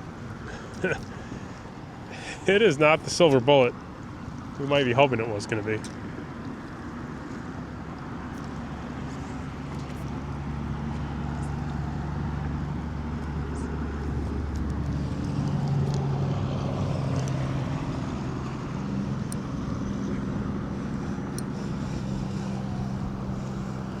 But it is a look-down catcher.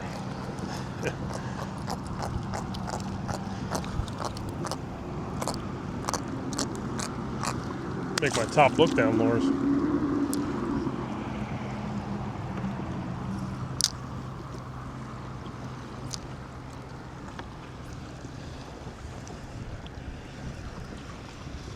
I think these look-down really don't like being in current. They like to be right on the edges of it. Oh man, I got hooked one.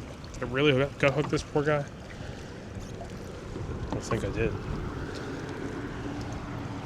I think I'd still rather feed a shark than a pelican.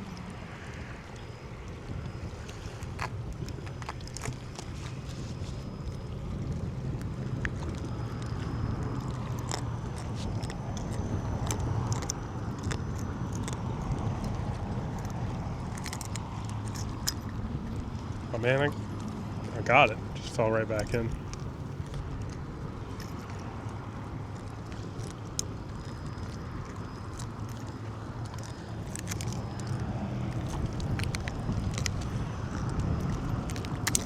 Sorry, dude.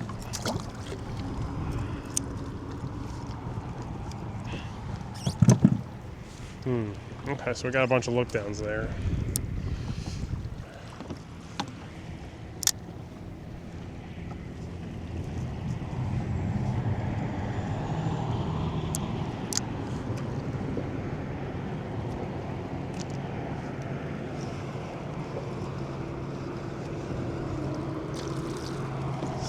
Snappers.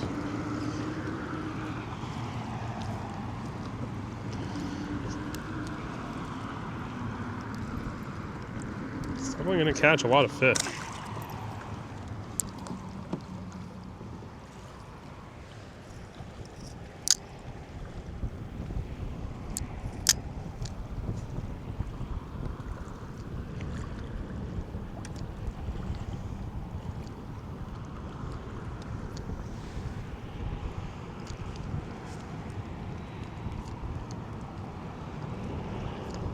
I didn't see a single shark today. Do you realize that too? Like over here, I thought I would see some sharks. I think, yeah, cold weather kind of pushed them out too.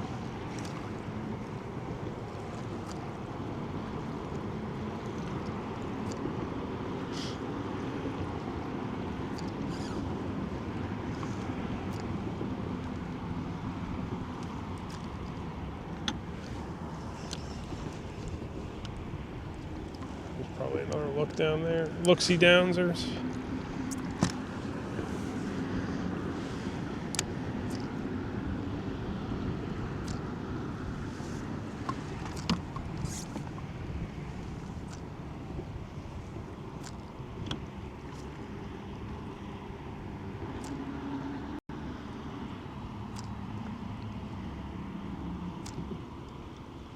Got a bunch of fish looking at this jig. See them on the sonar right now. He's eating it though.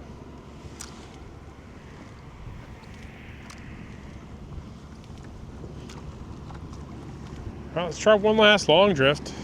See if we can find these fish one more time. We're calling it. Okay.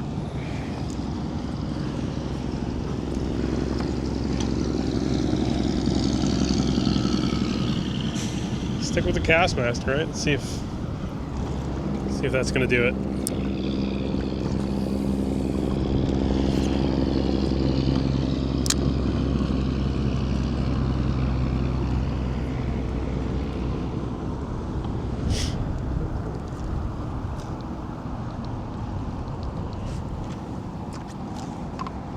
Ooh, we got a bite down there.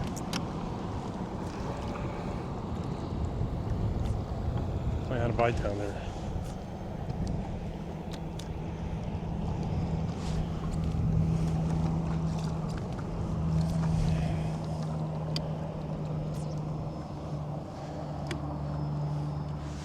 This is error I'm getting. PC load letters coming out of my drive right now.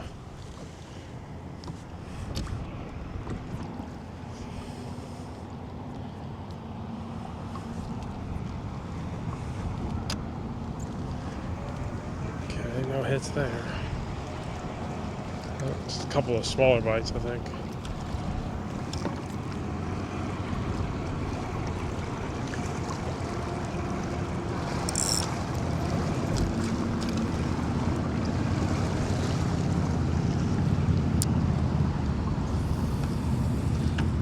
We want to kind of not get that close to the bridge because that's where there's definitely more jacks.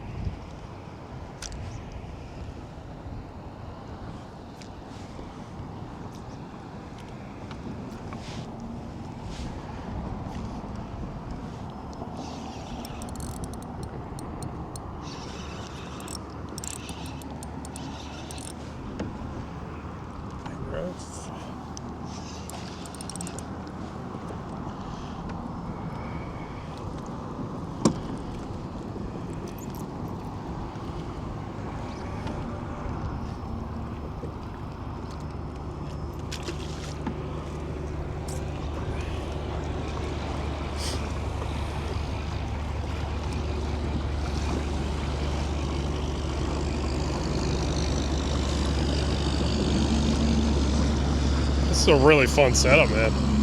Get yourself one. A little, was it Fuego 2000 or 1000? Yeah.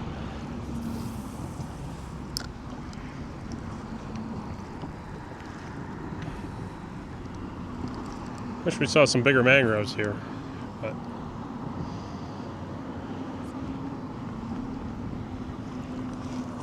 always next time.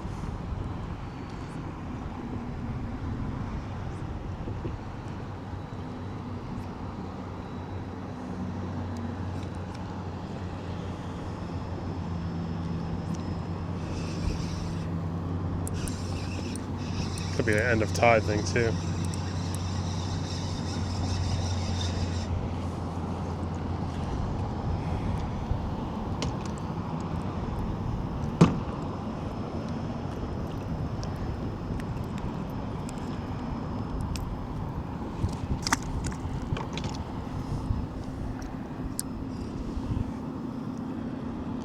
Try one drift up there, then let's wrap it up. That was definitely structure. I think I just dropped right into.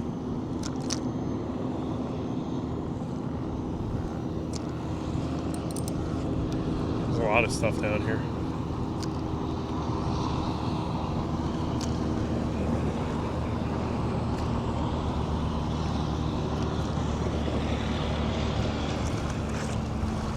Yikes.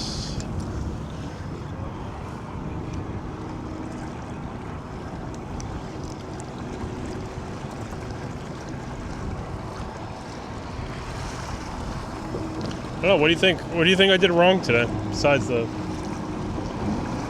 not fishing live bait. Yeah, did I leave that other bridge too quickly as soon as I got overwhelmed with those jacks? Should I have stuck it out there and not here? Or did I really make the best of it? I don't know. But either way, here's the last drift. Last drifties.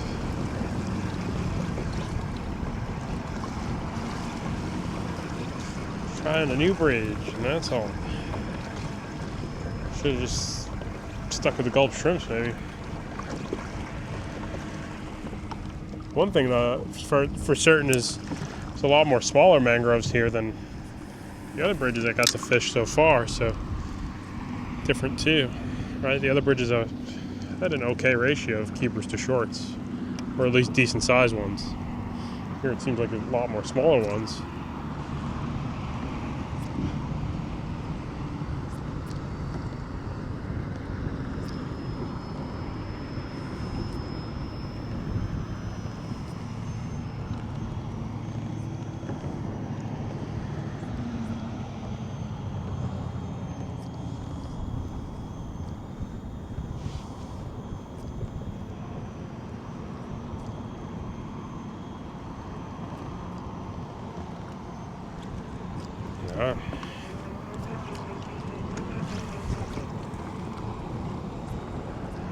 I don't got the answers. That's the problems for tomorrow. I'm rambling. I'm making no sense now. I think it's time for me to get off the water. Brain's starting to get foggy. Need some snapper ceviche.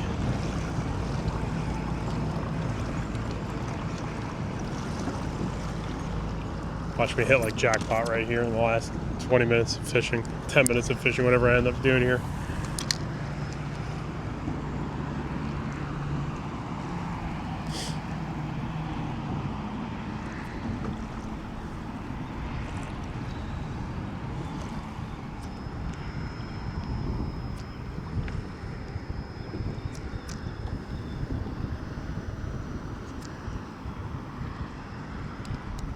Structure.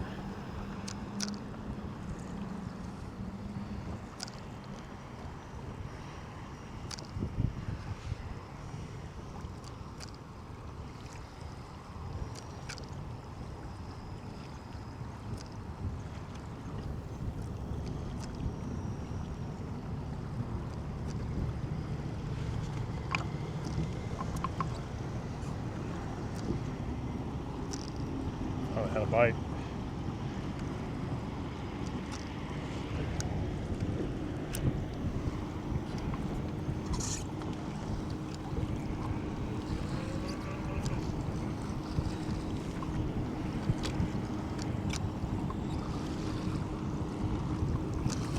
Uh-oh, the rentals are coming out, man. Time to go.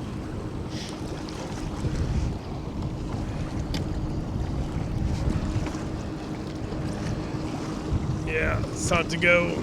Write this one off for the next day.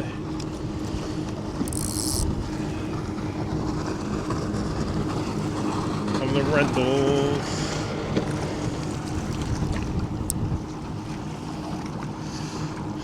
Yeah.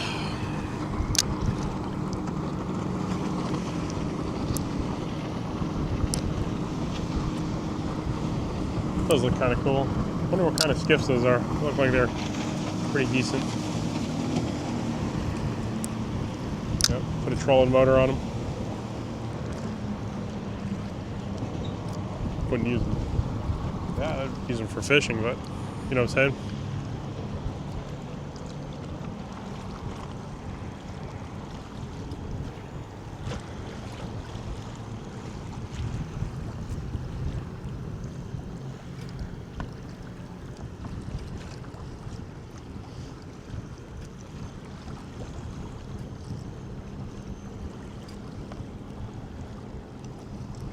Alright guys, I think I had enough for the day. I feel like there's not much else I can do here today, so uncut.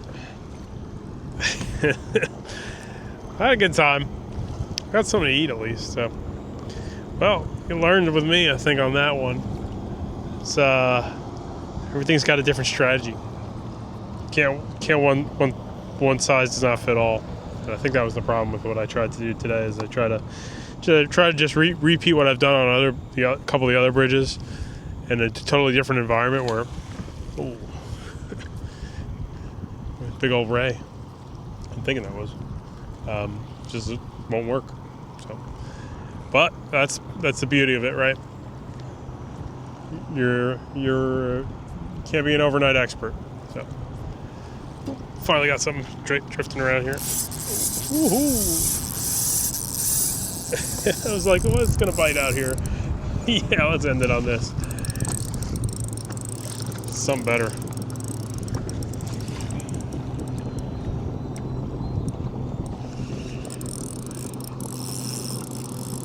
How epic would it be if I lose that to this boat?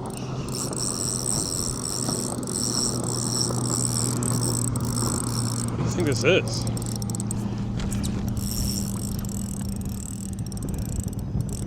That's a tiny Castmaster spoon. This feels like a mutton.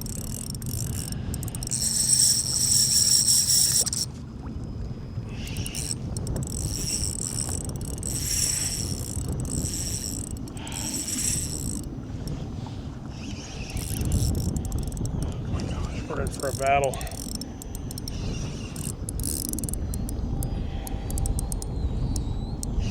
Hey, it's a big jack. By the way, that was awesome, man. 4 hours for one bite. I'm gonna have to go get some lunch and come back out if this is something really good. I don't care what it is, man. That was such a... I hope we don't lose him. But that was so awesome.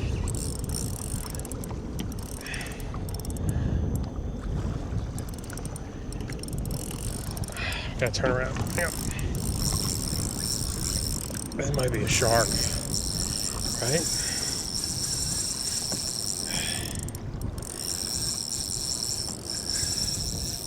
You guys think it might be a shark? That's what I'm starting to think. Not giving up yet. Come on, man. He gave me a bad donut. A spinner shark, maybe. Black tip. It's a 10-pound test. I don't want to screw it up.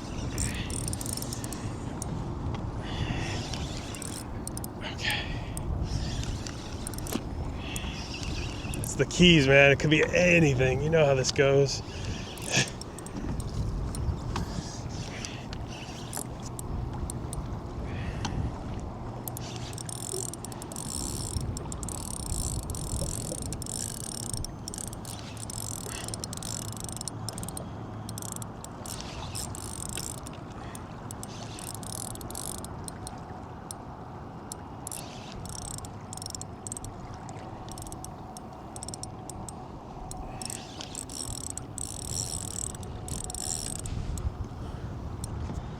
I don't think this is a shark.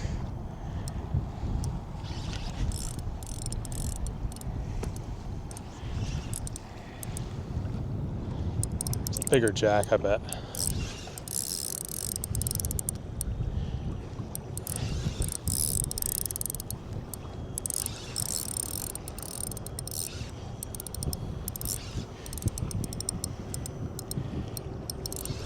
Yeah. Oh man, all that for this jack, huh? That's fine. Oh man, that light leader, light everything. So put on a little bit of a bigger show.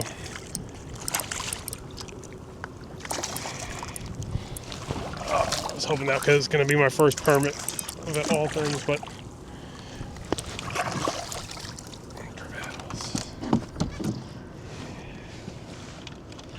all right, guys, let me unhook this guy. I was really hoping that was going to be a permit.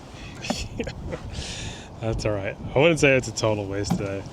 And it's all about perspective, right? Just this regular jack crevalle. Yeah, he pulled hard enough to get me pumped here.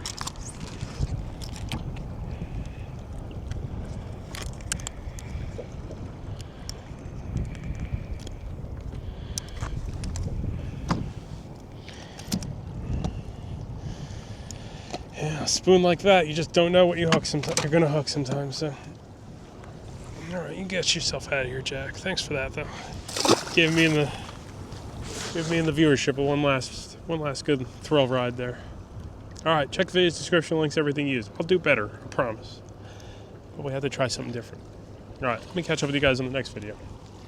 Let me get myself some lunch, some limes, cilantro, jalapenos, all that stuff.